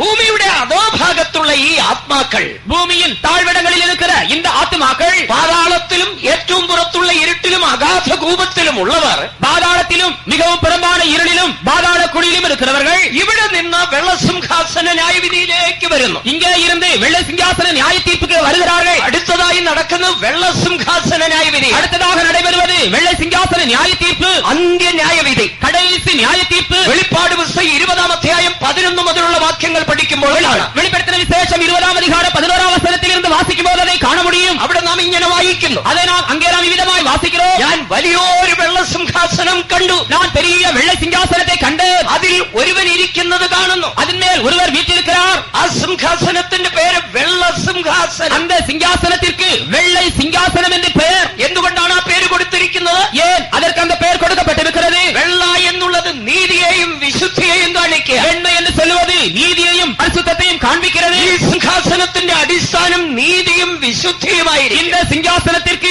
அஸ்திவாரம் நீதியும் பரிசுத்தமுமாயிருக்கிறது. ഇതിൽ ഒരുവൻ ഇരിക്കുന്നു. இதிலே ஒருவர் வீற்றிருக்கிறார். ആരാണ് ഒരുവൻ? அந்த ஒருவர் என்று சொல்லப்படுவது யார்? അത് നമ്മുടെ കർത്താവായ യേശു ക്രിസ്തുവാണ്. அவர் நம்முடைய கர்த்தராகிய இயேசு கிறிஸ்துவே. മുഴു ലോകത്തെയും ന്യായം വിധിക്കുവാൻ സിംഹാസനത്തിൽ ഇരിക്കുകയാണ്. முழு உலகத்தையும் நியாயம் தீர்க்கும்படியாக சிங்காசனத்தில் வீற்றிருக்கிறார். യോഹന്നാന്റെ സുവിശേഷം 5:22 വാക്യം. யோவானின் சுவிசேஷம் 5-வது அதிகாரம் 22 வசனம். അപ്പോസ്തല പ്രവർത്തികൾ 17:31. அப்போஸ்தலരുടെ നടപടികൾ 17:31. ഈ രണ്ട് വാക്യങ്ങളിൽ നിന്നുണ്ട് യേശു ന്യായാധിപതിയാകുമെന്ന്. இந்த ரெண்டு வசனங்களிலேயும் தெளிவுபடுகிறது இயேசு கிறிஸ்து நியாயாதிபதி என்று. യേശു ക്രിസ്തു മാത്രമായിരിക്കില്ല അന്ന് സിംഹാസനത്തിൽ. அதே சிங்காசனத்தில் இயேசு கிறிஸ்து மட்டும் இருப்பதில்லை. ജയം പ്രാപിച്ച തന്റെ വിശുദ്ധന്മാർ യേശുവിനോട് കൂടെ കാണും. ஜெயத்தை பெற்றுக் கொண்டதான தம்முடைய பரிசுத்தவான்கள் இயேசு கிறிஸ்துவோடு கூட அவருடைய சிங்காசனத்திலே காணப்படுவார்கள். ലോകത്തിലുള്ള സകലരെ ന്യായം വിധിക്കുവാൻ വിശുദ്ധന്മാർ സിംഹാസനത്തിൽ ഇരിപ്പാൻ. உலகத்தில் உள்ள சகல மனுஷரையும் நியாயம் தீர்க்கும்படியாக பரிசுத்தவான்கள் சிங்காசனத்தின் மீது வீற்றிருப்பார்கள். 1 കൊരിന്ത്യർ 6:2 വാക്യം. 1 കൊരിന്ത്യർ 6-ാം அதிகாரம் 2-ാം വസനം. അവിടെ വായിക്കുന്നു, വിശുദ്ധന്മാർ ലോകത്തെ വിധിക്കുമെന്ന് അറിയുന്നില്ലയോ? அங்கே வாசிக்கிறோம், பரிசுத்தவான்கள் உலகத்தை நியாயம் தீர்ப்பார்கள் என்று அறியீர்களா? മരിച്ചവർ അപാലവൃദ്ധം സിംഹാസനത്തിന് മുൻപാകെ നിൽക്കുന്നു. மரித்தோராகிய சிறியோரும் பெரியோரும் தேவனுடைய சிங்காசனத்துக்கு முன்பாக நின்று கொண்டிருக்கிறார்கள். ഈ മരിച്ചവർ എന്ന് പറയുന്നത് 1000 ആണ്ട് വാഴ്ചയ്ക്ക് ശേഷം ഉയർക്കുന്നവർ. மரித்தவர்கள் என்று சொல்லுவது 1000 வருட அரசாட்சிக்கு பின்பும் இருக்கிறவர்கள். മരിച്ചവരിൽ ഒരു കൂട്ടർ 1000 ആണ്ട് വാഴ്ചയ്ക്ക് മുൻപ് ഉയർത്തെഴുന്നേറ്റു. மரித்தவர்களில் ஒரு கூட்டத்தார் 1000 வருட அரசாட்சிக்கு முன்னதாகவே உயிர்த்தெழுந்தார்கள். അവരെ ഒന്നാം പുനരുത്ഥാനം എന്ന് പറയുന്നു. அதற்கு முதலாம் உயிர்த்தெழுதல் என்று சொல்லப்படுகிறது. ഒന്നാം പുനരുത്ഥാനത്തിൽ പ്രധാനമായി 5 ഗ്രൂപ്പ് ഉണ്ടായിരിക്കും. முதலாம் உயிர்த்தெழுதலுக்கு முக்கியமாக 5 கூட்டத்தார் உண்டு. ഒന്നാമത്തെ നിര കർത്താവായ യേശു ക്രിസ്തു. முதலாவது வரிசை கர்த்தராகிய இயேசு கிறிஸ்து. നിദ്ര കൊണ്ടവരിൽ ആദ്യഫലമായി ഉയർത്തെഴുന്നേറ്റു. மரித்தோரில் இருந்து முதற்பலனாக எழுந்தார். അടുത്ത നിര തന്റെ തിരുസഭ. அடுத்த வரிசை அவருடைய மணவாட்டி சபை. അത് കൃപായുഗമായ 6ാം യുഗത്തിന്റെ ഒടുവിൽ ഉയർക്കും. அது கிருபையின் காலமாகிய 6ஆம் காலத்தின் கடைசியிலே எழும்புவார்கள். കർത്താവായ യേശു ക്രിസ്തു മടങ്ങി വരും. கர்த்தராகிய இயேசு கிறிஸ்து திரும்ப வருவார். ക്രിസ്തുവിൽ മരിച്ചവർ മുൻപേ ഉയർത്തെഴുന്നേൽക്കും. கிறிஸ்துவுக்குள் மரித்தவர்கள் முதலாவது உயிர்த்தெழும்புவார்கள். അതാണ് ഒന്നാം പുനരുത്ഥാനത്തിന്റെ 2ാം നിര. அதுதான் முதலாம் உயிர்த்தெழுதலின் 2ஆம் வரிசை. മൂന്നാമത്തെ നിര സഭയിൽ നിന്ന് കൈവിടപ്പെട്ട് രക്തസാക്ഷികളായി മരിക്കുന്നു. 3வது வரிசை சபையிலிருந்து கைவிடப்பட்டு இரத்த சாட்சிகளாக மரிக்கிறவர்கள். അവർ 7ാം യുഗമായ ഉപദ്രവകാലത്തിന്റെ ഒടുവിൽ ഉയർക്കുന്നു. அவர்கள் 7ஆம் காலமாகிய உபத்திரவ காலத்தின் முடிவிலே எழுந்து வருவார்கள். 4ാമത്തെ നിര ഹനോക്കും ഏലിയാവും. 4வது വരിസை ஏனோக்கு எலியா.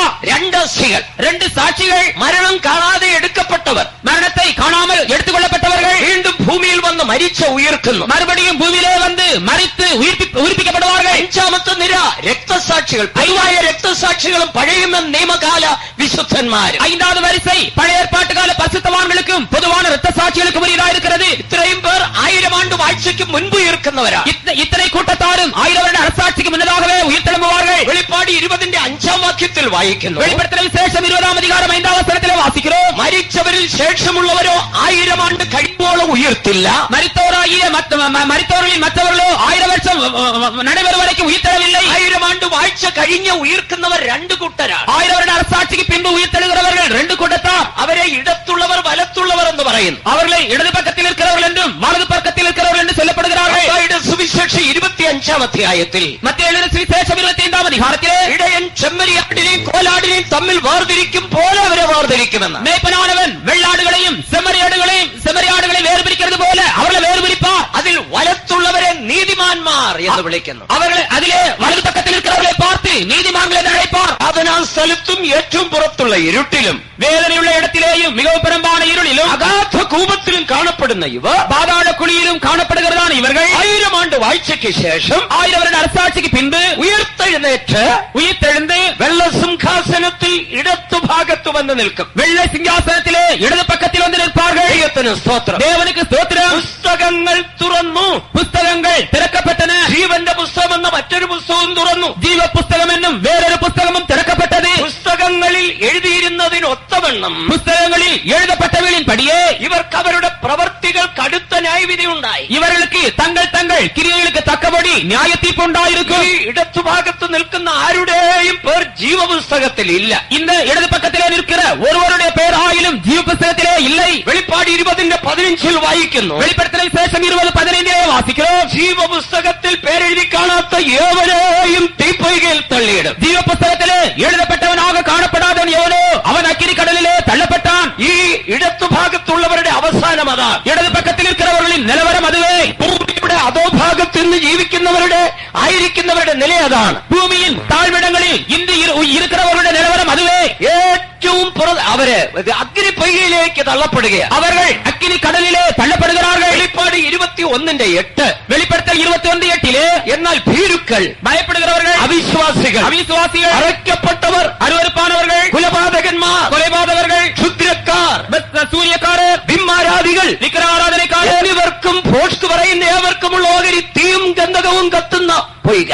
உயர் அனைவரும் 2ஆம் மரணமாகி அக்கினி கந்தகம் எரிகிற கடலிலே பங்கடைவார்கள். അവിടെ പോയി തള്ളപ്പെട്ടാൽ പിന്നീട് ഒരിക്കലും അവർക്ക് വിടുതലില്ല. அங்கே அவர்கள் தள்ளப்பட்ட பின்பு ஒருபோதும் விடுதலையாக்கப்படுவதில்லை. അവസാനമില്ലാതെ അഗ്നി പൊയ്കയിൽ കിടക്കും. முடியில்லாத அக்கினி கடலிலே காணப்படுவார்கள். ഈ കടൽ എന്നാണ് പറയുന്നത്. இது கடல் என்று சொல்லப்படுகிறது. ഇതിനകത്തേക്ക് കൊണ്ടുപോയി തള്ളിയാൽ, இதற்குள்ளே கொண்டு போய் தள்ளினால் ഈ കടലിൽ ഇന്നത്തെ കടലിൽ മുങ്ങുന്ന പോലെ മുങ്ങും. இன்றைய கடலிலே மூழ்குகிறது போல மூழ்குவார்கள். കോടിക്കണക്കിന് മനുഷ്യർ ഇതിലേക്ക് തള്ളപ്പെടാൻ പോയി. கோடிக்கணக்கான மனுஷர்கள் இதற்குள்ளே தள்ளப்பட போகிறார்கள். മുങ്ങിയിട്ട് കുറെ കഴിയുമ്പോ പൊങ്ങി വരും. மூழ்கி மறுபடியும் சற்று நேரத்துக்கு பின்பு மேலே வருவார்கள். പൊങ്ങി വരുമ്പോൾ അയ്യോ വിളിക്കും. மேலே வரும்போது ஐயோ என்று அழைப்பார்கள். കടലിലേക്ക് മുങ്ങും. மறுபடியும் அந்த கடலிலே மூழ்குவார்கள். കുറെ മുങ്ങിയിട്ട് പിന്നെ പൊങ്ങും. மறுபடியும் அவர்கள் மேலே எழுப்பி வருவார்கள். അയ്യോ എന്ന് വിളിക്കും. ஐயோ என்று கத்துவார்கள். ഇങ്ങനെ മുങ്ങിയും അഗ്നി കടലാ, സാധാരണ കടലല്ല. இவ்விதமாக எழுந்து அக்கினி கடல் அல்ல, சாதாரண கடல் அல்ல, அது அக்கினி கடல். തീ കടൽ, அக்கினி கடல். അവിടെ മുങ്ങിയും പൊങ്ങിയും ജീവകാലം മുഴുവൻ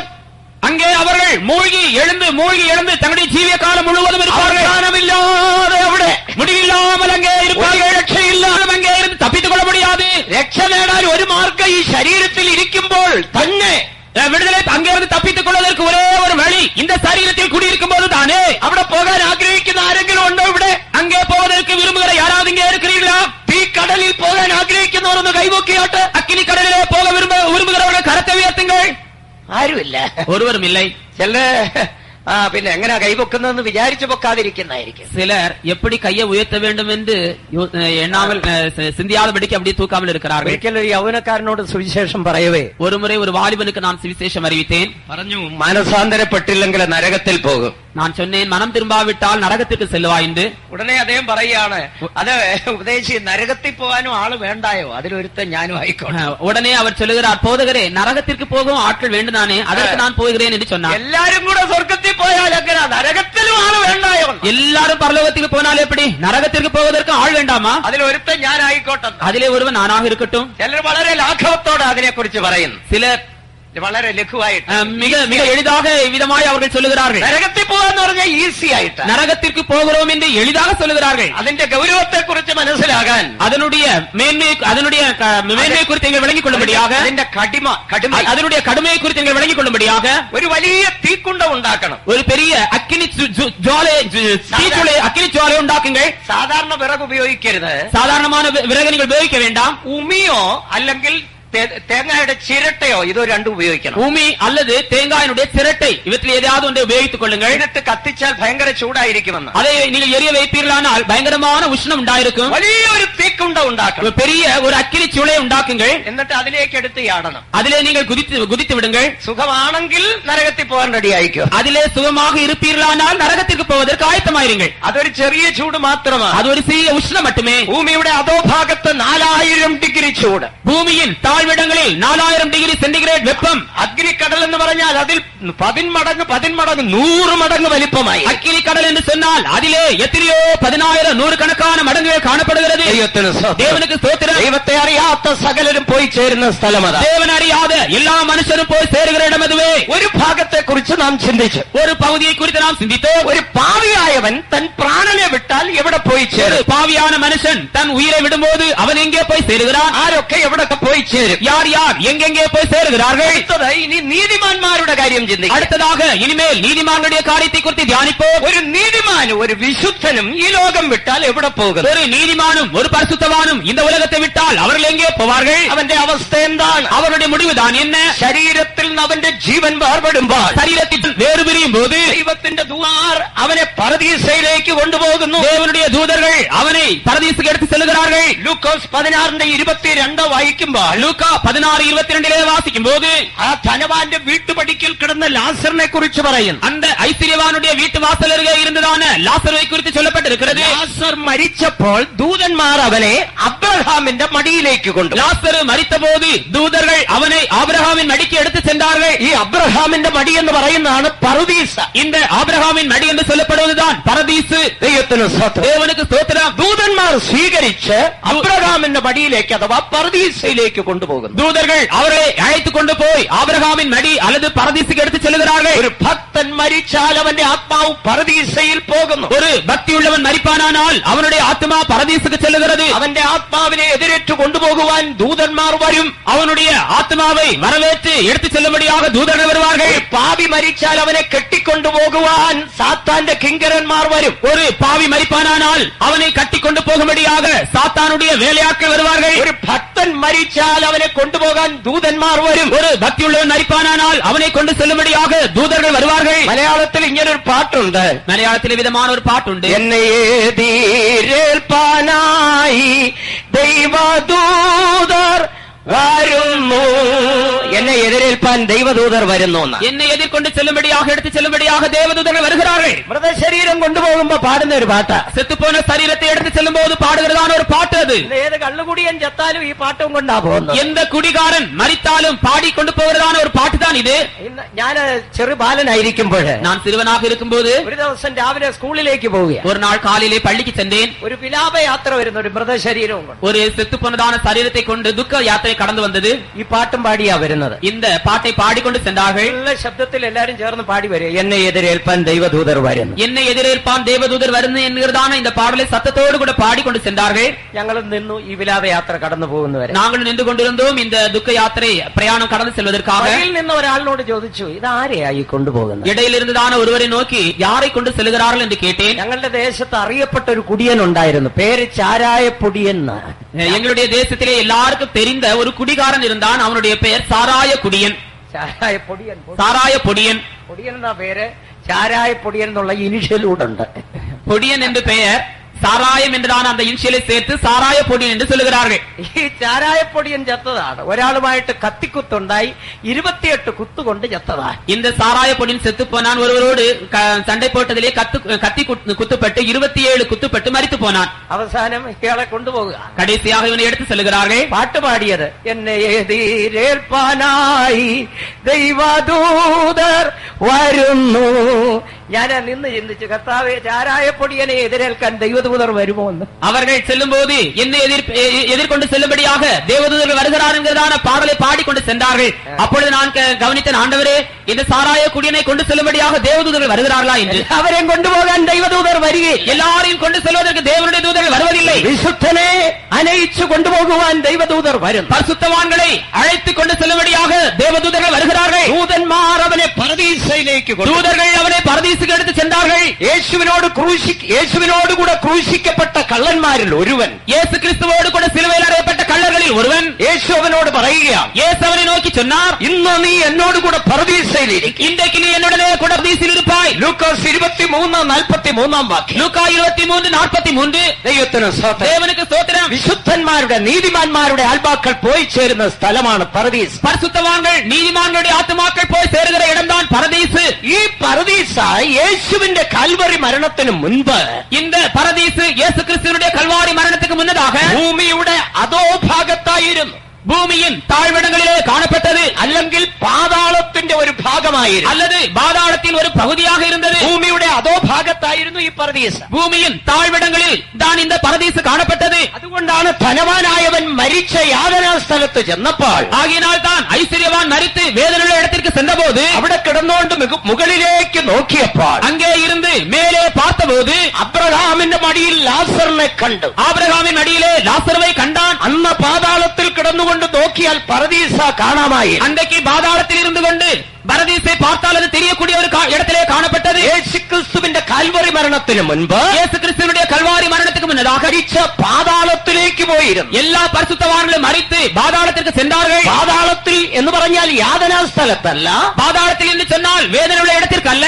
പാതാളത്തിൽ തന്നെ ഒരു പറുദീസയുണ്ടായിരുന്നു. பாதாளத்தில் தானே ஒரு பரதீசும் காணப்பட்டது. ഈ പറുദീസയ്ക്കും യാതനാ സ്ഥലത്തിന് ഇടയ്ക്ക് ഒരു പെരിയ പിളർപ്പുണ്ടായിരുന്നു. இந்த பரதீசுக்கும் வேதனையுள்ள இடத்திற்கும் நடுவிலே ஒரு பெரும் பிளப்பு காணப்பட்டது. യാതനാ സ്ഥലത്ത് കിടക്കുന്ന ഒരുവന് പറുദീസയിലുള്ളവരെ കാണുവാൻ കഴിയുമായി. வேதனையுள்ளதான இடத்தில் இருக்கிறதான ஒருவனுக்கு பரதீசில் இருக்கிறவர்களையும் காண முடியும். പറുദീസയിൽ കിടക്കുന്ന ഒരുവന് യാതനാ സ്ഥലത്തുള്ളവരെ കാണാൻ, பரதீசில் இருக்கிறதான ஒருவனுக்கு வேதனையுள்ள இடத்திலே இருக்கிறவர்களை காண முடியும். പരസ്പരം കാണാൻ കഴിയും, പക്ഷേ പോകാൻ സാധ്യമല്ല. വലിയൊരു പിളർപ്പ്. ஒருவருக்கொருவர் காண முடியும், ஆனாலோ செல்ல முடியாது. ஒரு பெரும் பிளப்பு காணப்பட்டது. എന്നാൽ ഈ പറുദീസ ഇപ്പോഴവിടെ അല്ല.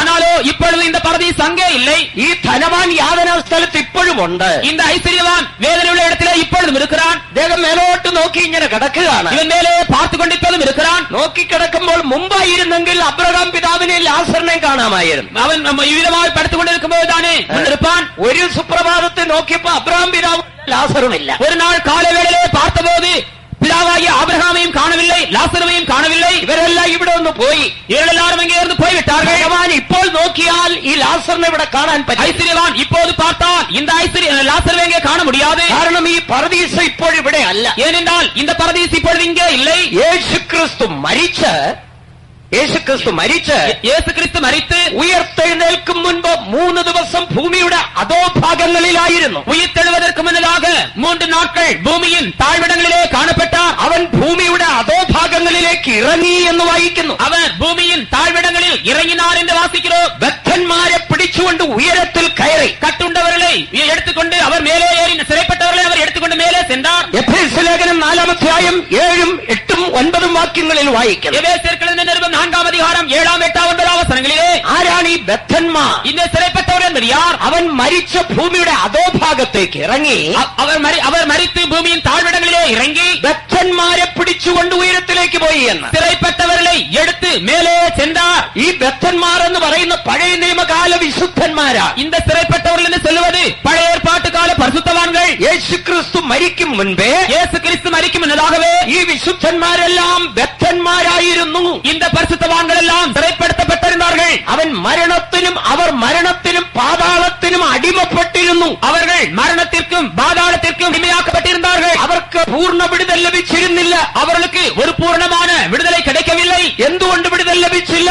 ஏன் விடுதலை கிடைக்கவில்லை? പഴയ നിയമകാലത്തെ യാഗങ്ങൾ പാപത്തിന് പൂർണ്ണ പരിഹാരം വരുത്തിയിരുന്നില്ല. பழைய ஏற்பாட்டின் காலத்திலே பலிகள் பாவத்திற்கு ஒரு பூர்ணமான பிராயச்சித்தத்தை உண்டாக்கவில்லை. അവരുടെ ലംഘനം ക്ഷമിച്ച് പാപം മറച്ചിരുന്നതേ ഉള്ളൂ. அவருடைய மீறுதல்கள் மன்னிக்கப்பட்டு பாவங்கள் மூடப்பட்டு காணப்பட்டது. യേശുക്രിസ്തു ക്രൂശിൽ മരിച്ചതോടുകൂടെയാണ്, இயேசு கிறிஸ்து சிலுவையிலே மரித்ததோடுകൂടെ പഴയ നിയമകാല വിശുദ്ധന്മാരുടെയും പാപത്തിന് പരിഹാരമുണ്ടായത്. பழைய ஏற்பாட்டு கால பரிசுத்தவான்களுடைய பாவத்திற்கும் ஒரு பரிகாரம் உண்டாயிற்று. അതുകൊണ്ട് യേശുവിന്റെ കാൽവറി മരണം മുഖാന്തരമായി, ஆகையினாலே இயேசு கிறிஸ்துவினுடைய கல்வாரி மரணத்தின் மூலமாய் ബദ്ധന്മാർക്കാല ഭക്തന്മാർക്കും വിടുതലുണ്ടായി. சிறைப்பட்டு போயிருந்த பழைய ஏற்பாட்டு கால பரிசுத்தவான்களுக்கும் ஒரு விடுதலை உண்டாக்கப்பட்டது.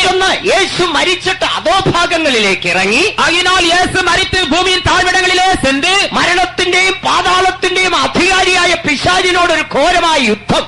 மரணத்துக்கும் பாதாளத்திற்கும் அதிகாரமுடைய பிசாசோடு ஒரு பயங்கரமான யுத்தம் செய்தார். 3 ദിവസത്തെ ഭയാനക യുദ്ധം, 3 நாட்கள் பயங்கரமான ஒரு யுத்தம் செய்தார். ദൈവത്തിന് സ്തോത്രം. தேவனுக்கு ஸ்தோத்திரம். ആ യുദ്ധത്തിൽ പിശാചിനെ തോൽപ്പിച്ച്, മരണത്തിന്റെ അധികാരിയായ പിശാചിനെ തോൽപ്പിച്ച്, அந்த யுத்தத்திலே மரணத்துக்கு அதிகாரியாக இருக்கிறதான பிசாசை தோற்கடித்தார். യേശു ക്രിസ്തുവും മരണത്തിലേക്ക് പാതാളത്തിലേക്ക് ഇറങ്ങണമായിരുന്നു. இயேசு கிறிஸ்துவும் மரணத்திற்கும் பாதாளத்துக்கு அவர் இறங்கக்கூடியவராய் இருந்தார். കാരണം അവനും ജഡത്തോടും രക്തത്തോടും കൂടിയവനായിരുന്നു. ஏனென்றால் அவரும் மாംசத்தோடும் இரத்தத்தோடும் உடையவராய் இருந்தார். അവൻ അധോഭാഗങ്ങളിലേക്ക് ഇറങ്ങി. அவர் താഴ്വിടങ്ങളിலே ഇറങ്ങിனார். മരണത്തിന്റെ പാതാളത്തിന്റെ അധികാരിയായ സാത്താനോട് യുദ്ധം, மரணத்திற்கும் பாதாளத்திற்கும் அதிகாரியாகிய பிசாசோடு யுத்தம் செய்தார். എന്നാൽ സാത്താനെ പരാജയപ്പെടുത്തി. ஆனாலோ சத்துருவை பிசாசை தோற்கடித்தார். ജീവിതത്തിൽ ഒരിക്കൽ സാത്താൻ തോൽവി സമ്മതിച്ചിട്ടുണ്ടെങ്കിൽ യേശുവിന്റെ മുൻപാകെയാണ്. தன்னுடைய ஜீவிய நாளிலே பிசாசானவன் தன்னுடைய தோல்வியை ஒத்துக்கொண்டிருப்பானால் இயேசுக்கு முன்னதாக மட்டுமே. 3 ദിവസത്തെ യുദ്ധത്തിൽ സാത്താനെ മലർത്തി അടിച്ചിട്ട് സാത്താനോട് ചോദിച്ചു, പരാജയപ്പെട്ടോ? 3 நாட்கள் யுத்தத்திலே சாத்தானை மல்லாக்க வேலை செய்து சாத்தானை நோக்கி கேட்டார், நீ தோல்வி அடைந்தாயா? സാത്താൻ ശ്വാസം മുട്ടി വിമ്മിഷ്ടപ്പെട്ടവൻ തോറ്റു. அவன் தன்னுடைய மூச்சை அடைத்து தன்னுடைய மூச்சு நின்று போய் நான் தோல்வி அடைந்தேன் என்று ஒத்துக்கொண்டான். ഉടനെ യേശു പറഞ്ഞു, എന്നാ താക്കോലിഞ്ഞതാ മരണത്തിന്റെയും പാതാളത്തിന്റെയും. அப்பொழுது இயேசு அவனை நோக்கி, அப்படியானால் மரணத்துக்கும் பாதாளத்துக்கும் உரியதான திறவுகோல்களை எனக்கு தாழ்ந்தார். പാതാളത്തിന്റെയും താക്കോൽ സാത്താന്റെ കീശയിലായി. அதுவரைக்கும் மரணத்துக்கும் பாதாளத்துக்கும் உரியதான திறவுகோல் சாத்தானுடைய கையிலே இருந்தது. വലിയ താക്കോൽ എടുത്ത് യേശുവിന്റെ കയ്യിൽ കൊടുത്തു. மெதுவாக திறவுகோலை எடுத்து இயேசுவிடத்திலே கொடுத்தார். മരണത്തെയും പാതാളത്തെയും ജയിച്ചവൻ அதை തുറന്ന് വിശുദ്ധന്മാരെ വിടുവിച്ചു കൊണ്ടുപോകുന്നു. மரணத்தையும் பாதாளத்தையும் ஜெயித்து அதை திறந்து பரிசுத்தவான்களை அழைத்துக் கொண்டு சென்றார். ഇപ്പോൾ ആ താക്കോൽ ആരുടെ കയ്യിലാണെന്നറിയാമോ? இப்பொழுது அந்த திறவுகோல் யாரிடத்தில் இருக்கிறது என்று தெரியும். നമ്മുടെ യേശുവിന്റെ മക്കൾ. അതുകൊണ്ടാണ് തന്റെ വിശുദ്ധന്മാർക്ക് മരണത്തെ പേടിയില്ലാത്തത്. ஆகினால் தான் தம்முடைய பரிசுத்தவான்களுக்கு மரணத்தின் மீது பயமே இல்லை. ഞാനും നിങ്ങളും മരണത്തിലേക്ക് കടന്നു പോകണം. நானும் நீங்களும் மரணத்துக்கு நேராக கடந்து செல்ல வேண்டும். പക്ഷേ താക്കോൽ യേശുവിന്റെ പക്കലായതിനാൽ നമുക്കൊരു ഉയർപ്പിൻ പ്രത്യാശയുണ്ട്. ஆனால் இத்திறவுகோல் இயேசுவிடத்திலே இருக்கிறபடினால் நமக்கு ஒரு உயிர்த்தெழுதல் நம்பிக்கை உண்டு. ഈ ബദ്ധന്മാരെ പിടിച്ചുകൊണ്ട് ഉയരത്തിൽ കൊണ്ടുപോയി சிறைப்பட்டவர்களை சிறைப்படுத்தி உன்னதத்திற்கு ஏறி சென்றார். ഇന്ന് ഈ പരദീസ ഉയരത്തിലാണ്. இன்றைக்கு இந்த பரதீசு உன்னதத்திலே இருக்கிறது. ഈ പരദീസ മൂന്നായി തിരിക്കുന്നു. இந்த பரதீசு மூன்றாக பிரிக்கப்படுகிறது. ഒന്നാം സ്വർഗം, രണ്ടാം സ്വർഗം, മൂന്നാം സ്വർഗം. முதலாம் வானம், இரண்டாம் வானம், மூன்றாம் வானம். മുമ്പ് ഭൂമിയുടെ അധോഭാഗത്ത്, முன்பு பூமியின் தாழ்விடங்களில் இருந்து യേശുവിന്റെ ഉയർത്തെഴുന്നേൽപ്പോടുകൂടെ ഉയരത്തെ, இயேசு கிறிஸ்துவினுடைய உயிர்த்தெழுதலோடு கூட அது உன்னதத்திற்கு சென்றது. ഒന്നാം സ്വർഗമെന്നും രണ്ടാം സ്വർഗമെന്നും മൂന്നാം സ്വർഗമെന്നും തിരിക്കുന്നു.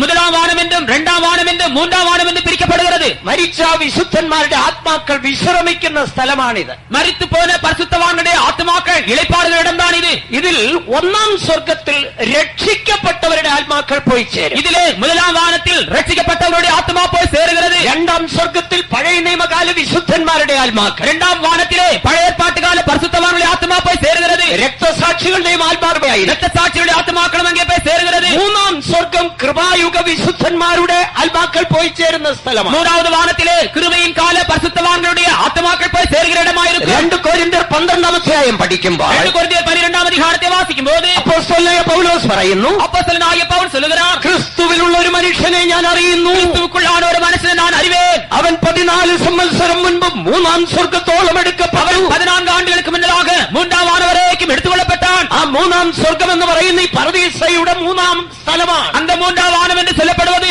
பரதீசின் மூன்றாம் பகுதியாக இருக்கிறது. അപ്പോസ്തലനായ പൗലോസ് ആത്മാവിൽ പോയ കാര്യമാണ് പറയുന്നത്. அப்போஸ்தலனாகிய பவுல் தன்னுடைய ஆவியிலே போனதான காரியத்தை தான் அங்கே சொல்லுகிறார். 2 കൊരിന്ത്യർ 11-ന്റെ 2-ാം വാക്യത്തിലാണ് നാം അത് വായിക്കുന്നത്. 2 കൊരിന്ത്യർ 11:2 നാം அதை വാசிக்கிறோம். മൂന്നാം സ്വർഗം ഉണ്ടെങ്കിൽ 1ഉം 2ഉം ഉണ്ടെന്ന് വ്യക്തം. மூன்றாம் வானம் இருக்குமானால் இரண்டாம் வானம் ஒன்றாம் வானம் இருக்கும் என்பது தெளிவு. അവൻ പരദീസയോളം എടുക്കപ്പെട്ടു. அவன் பரதீசு வரைக்கும் எடுத்துக்கொள்ளப்பட்டான். മരിച്ചവരുടെ വിശുദ്ധന്മാരുടെ ആത്മാക്കൾ ഈ പരദീസയിൽ 3 സ്ഥലങ്ങളിലായി വിശ്രമിക്കും. மரித்து போனதான பரிசுத்தவான்களுடைய ஆத்மாக்கள் பரதீசின் இந்த 3 பகுதிகளிலே போய் சேருகிறது. ഇവരെല്ലാം ഉയർത്തെഴുന്നേൽക്കേണ്ടുന്ന സമയമുണ്ട്. இவர்கள் எல்லாரும் உயிர்த்தெழும்ப வேண்டியதான நேரம் உண்டு. ഉയർത്തെഴുന്നേൽക്കേണ്ടുന്ന സമയത്ത് உயிர்த்தெழும்ப வேண்டியதான நேரத்திலே ഈ പരദീസയിൽ നിന്നവരുടെ ആത്മാക്കൾ ഭൂമിയിലേക്ക് വരും. இந்த பரதேசியில் இருந்து அவருடைய ஆத்மாக்கள் பூமிக்கு நேராய் வருகிறது. അവരുടെ ശരീരം മണ്ണിൽ അവിടെ സംസ്കരിക്കപ്പെട്ടുവോ, அவருடைய சரீரங்கள் மண்ணிலே எங்கே அடக்கம் பண்ணப்பட்டதோ അവിടേക്ക് ഈ ആത്മാക്കൾ വരുന്നു. அங்கே இந்த ஆத்மாக்கள் கடந்து வருகிறது. അവരുടെ ശരീരം പഴയ രൂപത്തിലും ഭാവത്തിലും വന്നു ചേരുന്നു. அவருடைய சரீரம் பழைய அதே ரூபத்திலும் அதே ஆழ்த்தத்துவத்திலும்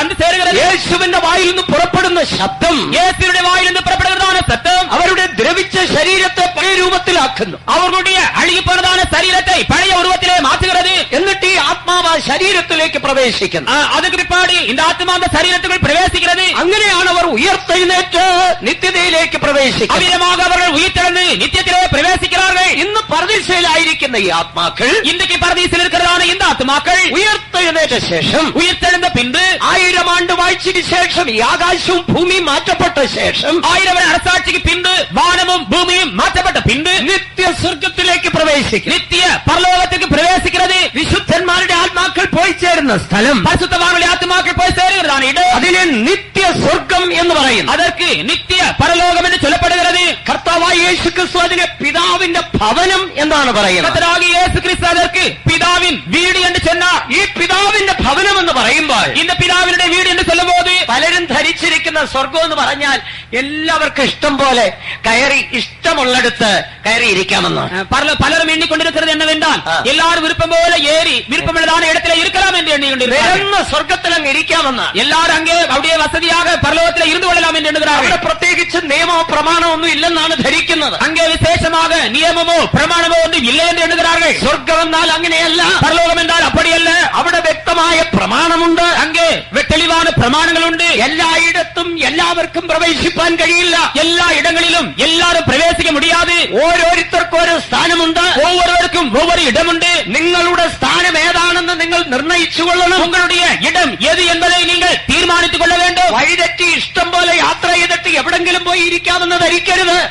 வழித்தவறி விருப்பம் போல பிரயாணம் செய்து எங்கேயாவது போய் இருக்கலாம் என்று ஒருபோதும் எண்ண வேண்டாம். ദൈവത്തിന് സ്തോത്രം. தேவனுக்கு ஸ்தோத்திரம். യേശു പറയുന്നു എന്റെ പിതാവിന്റെ ഭവനം. இயேசு சொல்லுகிறார் என் பிதாவினுடைய வீடு. ആ പിതാവിന്റെ ഭവനം എന്ന് പഠിക്കുമ്പോൾ, பிதாவினுடைய வீடு என்று படிக்கும்போது പ്രധാനമായി അതിന് 3 സ്ഥലങ്ങളാണുള്ളത്. சாதாரணமாக அதற்கு 3 இடங்கள் இருக்கிறது. വെളിപ്പാട് പുസ്തകം 21-ാം അധ്യായം പഠിക്കുമ്പോൾ, வெளிப்படுத்தின விசேஷம் 21ஆம் அதிகாரத்தை வாசிக்கும் போது അതിന്റെ 1 മുതൽ 3 വരെയുള്ള വാക്യങ്ങളിൽ அதனுடைய 1ஆம் வசனத்திலிருந்து 3ஆம் வசனம் வரைக்கும் வாசிக்கும் போது ഈ 3 സ്ഥലങ്ങളെ കാണാൻ കഴിയും. இந்த 3 இடங்களை காண முடியும். 1 പുതിയ ഭൂമി, 1 புதிய பூமி, 2 പുതിയ സ്വർഗം, 2வது புதிய வானம், 3 പുതിയ യെരൂശലേം. 3வது புதிய எருசலேம். ഈ പുതിയ യെരൂശലേമിന് ഒരു ക്യാപിറ്റൽ അഥവാ തലസ്ഥാനമുണ്ട്. இந்த புதிய எருசலேமுக்கு ஒரு தலைமை ஸ்தானம் உண்டு. അത് പുതിയ യെരൂശലേമിന്റെയും തലസ്ഥാനമാണ്, മുഴു സ്വർഗത്തിന്റെയും തലസ്ഥാനമാണ്. அது புதிய எருசலேமினுடைய தலைமை ஸ்தானமாகவும் முழு பரலோகத்தினுடைய தலைமை ஸ்தானமாகவும் காணப்படும். അതാണ് സിയോൻ. அதுவே சீயோன். അവിടെയാണ് ദൈവം വസിക്കുന്നത്. அங்கேதான் தேவன் வாசம் பண்ணுகிறார். ഇങ്ങനെ പിതാവിന്റെ ഭവനത്തെ പ്രധാനമായും 3ആയി തിരിക്കുന്നു. இவ்விதமாக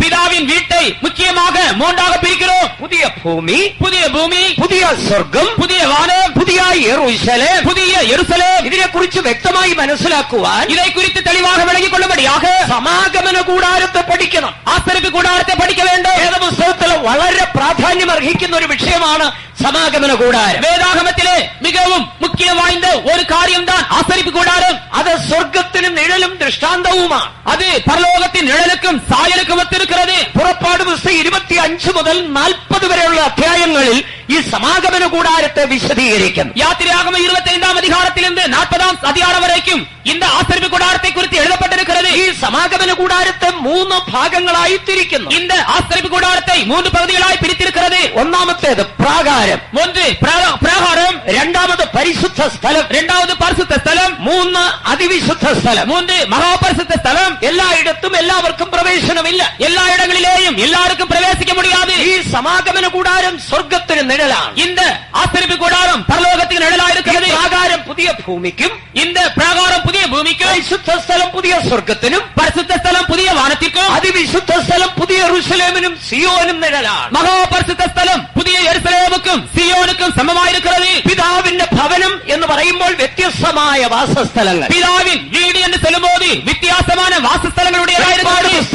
വെളിപ്പാട് പുസ്തകത്തിലാണ് നിത്യതയെക്കുറിച്ച് ശരിയായ ഒരു ദർശനം നൽകുന്നത്. வெளிப்படுத்தின விசேஷத்திலே அந்த நித்தியத்தை குறித்த சரியான ஒரு தரிசனம் காணப்படுகிறது. അതിലെ 2 ഭാഗങ്ങളിൽ വിശദമായി വിശദീകരിക്കുന്നു. அதனுடைய 2 பகுதிகளிலே தெளிவாக இருக்கிறது. ഒന്ന് വെളിപ്പാട് പുസ്തകം 4-ാം അധ്യായം, 1 வெளிப்படுத்தின விசேஷம் 4ஆம் அதிகாரம், 2 വെളിപ്പാട് പുസ്തകം 21-ാം അധ്യായം. 2 வெளிப்படுத்தின விசேஷம் 21ஆம் அதிகாரம். ഇത് രണ്ടും നിത്യതയുടെ പിതാവിന്റെ ഭവനത്തിന്റെ ദർശനമാണ്. இந்த ரெண்டுமே நித்தியத்தில் பிதாவின் வீட்டினுடைய தரிசனமாயிருக்கிறது. 4-ാം അധ്യായത്തിൽ വിശദീകരിക്കുമ്പോൾ 4ஆம் அதிகாரத்திலே சொல்லும்போது അവിടെ വിശുദ്ധന്മാരുടെ സ്ഥാനങ്ങൾ, പൊസിഷൻസ്, அங்கே பரிசுத்தவான்களுடைய ஸ்தானங்கள், ചാപ്റ്ററിന്റെ ഈ ഭാഗത്തെ രേഖപ്പെടുത്തി வரைபடத்தின் இந்த பகுதியிலே நாம் அதை வரைந்திருக்கிறோம். 4-ാം അധ്യായത്തിന്റെ ഒരു ദർശനമാണ്. 4-ാം அதிகாரத்தினுடைய ஒரு தரிசனம். 1 മുതലുള്ള വാക്യങ്ങൾ വീട്ടിൽ പോയി വായിക്കണം. 1 മുതലുള്ളதான വസ്ത്രങ്ങളെ വീട്ടിലെ പോയി വാസിയുங்கள். യോഹന്നാൻ അപ്പോസ്തലൻ ആത്മാവിൽ ഒരു സിംഹാസനത്തെ കാണുന്നു. யோவான் அப்போஸ்தலன் தன்னுடைய ஆவியிலே ஒரு சிங்காசனத்தை கண்டான். സിംഹാസനത്തിൽ ഒരുവൻ ഇരിക്കുന്നു. சிங்காசனத்திலே ஒருவர் வீற்றிருக்கிறார். സിംഹാസനത്തിന് ചുറ്റിലും 4 ജീവികൾ. சிங்காசனத்தை சுற்றிலும் 4 ஜீவன்கள். അതിന് ചുറ്റിലും 24 ഇരിപ്പിടങ്ങൾ. அதை சுற்றிலும் 24 ஆசனங்கள். 24 മൂപ്പന്മാർ 24 ഇരിപ്പിടങ്ങളിൽ ഇരിക്കുന്നു. 24 മൂപ്പர்கள் 24 ஆசனங்களிலே உட்கார்ந்திருக்கிறார்கள். അതിന് ചുറ്റിലും അസംഖ്യം ദൂതന്മാർ. அதை சுற்றிலும் எண்ணிக்கையற்றதான தூதர்கள். ഇത് നിത്യതയിൽ വിശുദ്ധന്മാരുടെ സ്ഥാനം. இது நித்தியத்தில் உள்ள பரிசுத்தவான்களுடைய இருப்பிடம் அல்லது ஸ்தானத்தை காண்பிக்கிறது. 21-ാം അധ്യായത്തിൽ പഠിക്കുമ്പോൾ 21-ാം அதிகாரத்திலே வாசிக்கும்போது നിത്യതയിൽ വിശുദ്ധന്മാരുടെ വാസസ്ഥലം ഹാബിറ്റേഷൻ போய் சேருகிறதான பரிசுத்தவான்களுடைய வாசஸ்தலங்கள். தேவனுக்கு ஸ்தோத்திரம். 4-ാം അധ്യായത്തിൽ അവരുടെ സ്ഥാനം. 4-ാം அதிகாரத்திலே அவர்களுடைய ஸ்தானம். 21-ാം അധ്യായത്തിൽ അവരുടെ വാസസ്ഥലം. 21-ാം அதிகாரத்திலே அவர்களுடைய வாசஸ்தலம். 4-ാം അധ്യായത്തിൽ വളരെ വ്യക്തമായി കാണാം. 4-ാം அதிகாரத்திலே மிக தெளிவாக எழுதப்பட்டிருக்கிறது. സ്വർഗ്ഗത്തിൽ ഒരു സിംഹാസനം വെച്ചിരിക്കുന്നു. பரலோகத்திலே ஒரு சிங்காசனம் வைக்கப்பட்டிருந்தது. സിംഹാസനത്തിൽ ഒരുവൻ ഇരിക്കുന്നു. சிங்காசனத்திலே ஒருவர் வீற்றிருக்கிறார். എല്ലാവരും അല്ല അവിടെ ഇരിക്കുന്നത്. எல்லாரும் அங்கே இருப்பதில்லை. ആ ഒരുവൻ പിതാവായ ദൈവമാണ്. அந்த ஒருவர் பிதாவாகிய தேவனே. പിതാവായ ദൈവത്തോട് കൂടെ பிதாவாகிய தேவனோடு கூட യേശു ക്രിസ്തു ഇരിക്കുന്നു. വെളിപ്പാട് 3:21. வெளிப்படுத்தல் 3:21 இயேசு கிறிஸ்துவும் அந்த சிங்காசனத்திலே வீற்றிருக்கிறார். ജയിക്കുന്നവന് ഞാൻ എന്നോട് കൂടെ എന്റെ സിംഹാസനത്തിൽ ഇരിപ്പാൻ വരം നൽകും. ஜெயம் கொள்ளுகிறவனுக்கு என்னுடைய சிங்காசனத்தில் என்னோடு கூட உட்காரும்படிக்கு அருள் செய்வேன். ഞാനും ജയിച്ചെന്റെ പിതാവിനോട് കൂടെ അവന്റെ സിംഹാസനത്തിൽ. நானும் என் பிதாவினுடைய சிங்காசனத்தில் அவரோடு கூட உட்கார்ந்தது போல യേശു ക്രിസ്തു ജയിച്ച് സിംഹാസനത്തിൽ പിതാവിനോട് കൂടെ. இயேசு கிறிஸ்து ஜெயித்து பிதாவினோடு கூட அவருடைய சிங்காசனத்தில் வீற்றிருந்தார். സിംഹാസനത്തിൽ വേറൊരു കൂട്ടരുണ്ട്. ஆனால் இந்த இடத்திலே இன்னொரு கூட்டத்தார் இருக்கிறார்கள். ജയിക്കുന്നവർ യേശുവിനോട് കൂടെ സിംഹാസനം. ஜெயிக்கிறவர்கள் இயேசுவோடு கூட அவருடைய சிங்காசனத்தில் இருப்பார்கள். അതാരാണ് ജയിക്കുന്നവർ? அது யார் ஜெயிக்கிறவர்கள்? അത് വെളിപ്പാട് 12-ന്റെ 4-5 വാക്യങ്ങളിൽ കാണാം. வெளிப்படுத்தல் 12-ാം அதிகாரம் 4-5 வசனங்களிலே வாசிக்கலாம். ആൺകുട്ടി സിംഹാസനത്തിലേക്ക് എടുക്കപ്പെട്ടു. ஆண் பிள்ளை சிங்காசனத்திற்கு எடுத்துக்கொள்ளப்பட்டது. ഈ ആൺകുട്ടി എന്ന് പറയുന്ന എടുത്തുകൊള്ളപ്പെടുന്ന സഭയാണ്. ஆண் பிள்ளை என்று சொல்வது எடுத்துக்கொள்ளப்படுகிறதான சபையை காண்பிக்கிறது. സിംഹാസനത്തിൽ പിതാവായ ദൈവം, சிங்காசனத்திலே பிதாவாகிய தேவன், പുത്രനായ ക്രിസ്തു, குமாரனாகிய கிறிஸ்து, രഹസ്യവരവിൽ എടുക്കപ്പെടുന്ന സഭയാകുന്ന ആൺകുട്ടി, ரகசிய வருகையிலே எடுத்துக்கொள்ளப்படுகிறதான சபையாகிய ஆண் பிள்ளை. ഇത്രയും പേരെ സിംഹാസനത്തിലുള്ളൂ. இத்தனை பேரும் சிங்காசனத்திலே இருக்கிறார்கள். ചുറ്റും 4 ജീവികൾ, சுற்றிலும் 4 ஜீவன்கள். അത് ന്യായപ്രമാണ യുഗ വിശുദ്ധന്മാരെ കാണിക്കും. நியாயப்பிரமாண கால பரிசுத்தவான்களை காண்பிக்கிறது. നാളെ തുടർന്നുള്ള ദിവസങ്ങളിൽ ദൈവം അനുവദിച്ചാൽ വിശദീകരിക്കാം. தேவன் அனுமதித்தால் தொடர்ந்துள்ளதான நாட்களிலே அதை நாங்கள் விளக்கலாம். അതിന്റെ ചുറ്റും 24 ഇരിപ്പിടങ്ങൾ, அதை சுற்றிலும் 24 ஆசனங்கள். അതിൽ മനസാക്ഷിയുഗത്തിലെ വിശുദ്ധന്മാർ, அது மனசாட்சி காலத்து பரிசுத்தவான்கள். എല്ലാവർക്കും എല്ലായിടത്തും പ്രവേശനമില്ല. ഓരോരുത്തർക്കും ഓരോ സ്ഥാനമുണ്ട്. எல்லா இடத்திலேயும் எல்லாருக்கும் பிரவேசிக்க முடியாது. ஒவ்வொருவருக்கும் ஒவ்வொரு ஸ்தானம் உண்டு. ഇന്നത്തെ പാർലമെന്റിൽ അല്ലെങ്കിൽ അസംബ്ലിയിൽ ചെന്നാൽ അത് വ്യക്തമായി മനസ്സിലാക്കും. இன்றைய அசம்பிளி அல்லது பார்லிமெண்டிலே சென்றால் அதை வழங்கிக் கொள்ளலாம். എല്ലാവർക്കും എല്ലായിടത്തും കയറി ഇരിക്കാൻ പറ്റുക. எல்லாருக்கும் எல்லா இடங்களிலும் ஏறி இருக்க முடியாது. അസംബ്ലി കണ്ടിട്ടുള്ളവരുണ്ടോ? அந்த அசம்பிளி സഭ, ചട്ടസഭ, சட்டசபையினுடைய கூட்டத்தை பார்த்திருக்கிறீர்களா? അവിടെ ചെന്നാൽ ആ ഇരിപ്പിടത്തിന് ഒരു ക്രമീകരണമുണ്ട്. அங்கே சென்றால் அந்த இருக்கிறதான இடங்களுக்கு தானே ஒழுங்கு வைக்கப்பட்டிருக்கிறது. സ്പീക്കർക്ക് ഇരിക്കാൻ ഒരു പ്രധാന സ്ഥാനം, അസംബ്ലിയിലെ മുഖ്യ സ്ഥാനം സ്പീക്കർക്കാ. அசம்பிளியிலே முக்கிய ஸ்தானம் ஸ்பீக்கருக்கு. அதற்கு ஒரு இடம் உண்டு. അതിനുശേഷം ഭരണകക്ഷിക്ക് പ്രത്യേക സ്ഥാനം. அதற்கு பின்பு ஆளுகை செய்கிறதான கட்சிகளுக்கு ஒரு தனிப்பட்ட இடம். അവിടെയാണ് മന്ത്രിമാരെല്ലാം ഇരിക്കുന്നത്. அங்கே தான் மந்திரிகள் எல்லாம் இருப்பார்கள். മന്ത്രിമാർ ഇരിക്കുന്നതിന് ഓർഡർ ഉണ്ട്. மந்திரிமார்கள் இருப்பதற்கும் கூட வரிசை ஆர்டர்கள் உண்டு. അതിൽ ഒന്നാമത് ഇരിക്കുന്നത് ചീഫ് മിനിസ്റ്റർ, മുഖ്യമന്ത്രി. அதிலே முதலாவது இருப்பது சீஃப் மினிஸ்டர். അത് കഴിഞ്ഞിട്ട് അടുത്ത സ്ഥാനം ആഭ്യന്തരമന്ത്രി. அதுக்கு பிற்பாடு அதற்கு கீழே இருக்கிறதான முதல் மந்திரிக்கு அதுக்கு அடுத்த ஸ்தானம். தேவனுக்கு ஸ்தோத்திரம். അടുത്ത സ്ഥാനം ധനകാര്യമന്ത്രി. அடுத்த ஸ்தானம் பொருளாதார மந்திரிக்கு. അടുത്തത് വ്യവസായ വകുപ്പ് മന്ത്രി. அடுத்ததாக விவசாய வகுப்பு மந்திரிக்கு. ഓർഡറിലായിരിക്കുന്നത്. இவ்விதமாக வரிசையாக உட்காருவார்கள். വകുപ്പിന്റെ പ്രാധാന്യം അനുസരിച്ച് ക്രമമായി ഇരിക്കും. வகுப்பினுடைய அல்லது அந்த கூட்டத்தினுடைய அந்த மந்திரி தங்களுடைய பொறுப்பினுடைய உத்தியோகத்திற்கு ஏற்றபடி வரிசையாக உட்காருவார்கள். അതിന് പുറകിലാണ് MLA-മാർ. அதற்கு பின்னாகத்தான் MLA-க்கள் இருப்பார்கள். അതിന്റെ പുറകിൽ ക്ഷണിക്കപ്പെട്ട അതിഥികൾ. அதற்கு பின்பாக அழைக்கப்பட்டதான மற்றவர்கள், പത്ര റിപ്പോർട്ടർമാർ, ரிப்போர்ட் எழுதுகிறவர்கள். എന്നാൽ ഗാലറി എന്ന് പറയുന്ന ഒരു സ്ഥലമുണ്ട്. ஆனால் கேலரி என்று சொல்லுகிறதான ஒரு இடம் உண்டு. സാധാരണ പൗരന് ഗാലറിയിലേ ഇരിക്കാൻ പറ്റൂ. சாதாரணமான மனுஷன் கேலரியில் மட்டும்தான் உட்கார முடியும். ഒരു മിടുക്കൻ വിചാരിക്കുക, ഞാൻ വോട്ട് ചെയ്ത് ജയിപ്പിച്ചിരുത്തിയത് സ്ഥാനത്ത് ഞാനൊന്ന് കയറി ഇരിക്കാമെന്ന് വിചാരിച്ചാൽ ஒருவன் நினைக்கிறான், நான் அமெரிக்கி ஓட்டு போட்டு அவரை ஜெயிக்க வைத்தேன் அந்த முக்கியமா முதல் அமைச்சருடைய இடத்திலே யோசித்தால் അവിടെ വാച്ചാൻ പാടെന്നും പറഞ്ഞൊരു காவல்காரர்கள் அவர் கழுத்தை பிடித்து வெளியே தள்ளி விடுவார்கள். വെളിയിൽ തള്ളിക്കളയും. வெளியே தள்ளி விடுவார்கள். എല്ലാവർക്കും കയറി ഇരിക്കാൻ எல்லா இடங்களிலும் கയറി இருக்குமாது ഇരിക്കാൻ ഓർഡറുണ്ടാ ഓർഡർ இருப்பதற்கு அதற்குரியதான வரிசை உண்டு. அந்தந்த இடங்களில் தான் இருக்க வேண்டும். എനിക്കും നിങ്ങൾക്കും പോയാൽ ഗാലറി അവിടെ ഇരിക്കാൻ പറ്റും. நானும் நீங்களும் போனால் கேலரியில் தான் இருக்க முடியும். ഇതുപോലെയാണ് നിത്യത. இதே போலவே தான் நித்தியத்தில் ഇഷ്ടം പോലെ തോന്നിയിടത്ത് പോയി ഇരിക്കാമെന്ന് ധരിക്കരുത്. விருப்பம் போல நீங்கள் நினைக்கிற இடத்திலே போய் இருக்கலாம் என்று எண்ண வேண்டாம். ഓരോരുത്തർക്കും ഓരോ സ്ഥാനമുണ്ട്. ஒவ்வொருவருக்கும் ஒவ்வொரு இடமுண்டு. ഇതുപോലെ നിത്യതയിലെ വാസസ്ഥലം. இதே போலவே நித்தியத்தில் உள்ள வாசஸ்தலமும் கூட പുതിയ ഭൂമി, പുതിയ സ്വർഗം, പുതിയ യെരൂശലേം. புதிய பூமி, புதிய வானம், புதிய எருசலேம். ഓരോരുത്തർക്കും പ്രത്യേക സ്ഥലമുണ്ട്. ஒவ்வொருவருக்கும் விசேஷிக்கப்பட்டதான இடமுண்டு. എങ്ങനെയെങ്കിലും ജീവിച്ചിട്ട് എവിടെങ്കിലും കയറി ഇരിക്കാമെന്ന് വിചാരിച്ചാൽ எப்படியாவது ஜீவித்து எங்கேயாவது ஏறி உட்காரலாம் என்று எண்ணிக்கொண்டால் ഏറ്റവും ഒടുവിൽ ഭോഷനായി തീർന്നു പോകും. மிகவும் கடைசியாக நீங்கள் ஒரு புத்தியினரான மனுஷராய் மாறுவீர்கள். നമ്മുടെ ഒരു പാസ്റ്റർക്ക് ഒരിക്കലും ഒരു അബദ്ധം പറ്റി. நம்முடைய பாஸ்டருக்கு ஒரு முறை ஒரு அசம்பாவம் நடைபெற்றது. ഒരു അബദ്ധം, ഒരു ബുദ്ധികേട്, ஒரு புத்தினமான காரியம் நடைபெற்றது. ഒരിക്കലും ഒരു കൺവെൻഷന് പോകായിരുന്നു അദ്ദേഹം. அவர் ஒரு முறை கன்வென்ஷனுக்கு சென்றார்.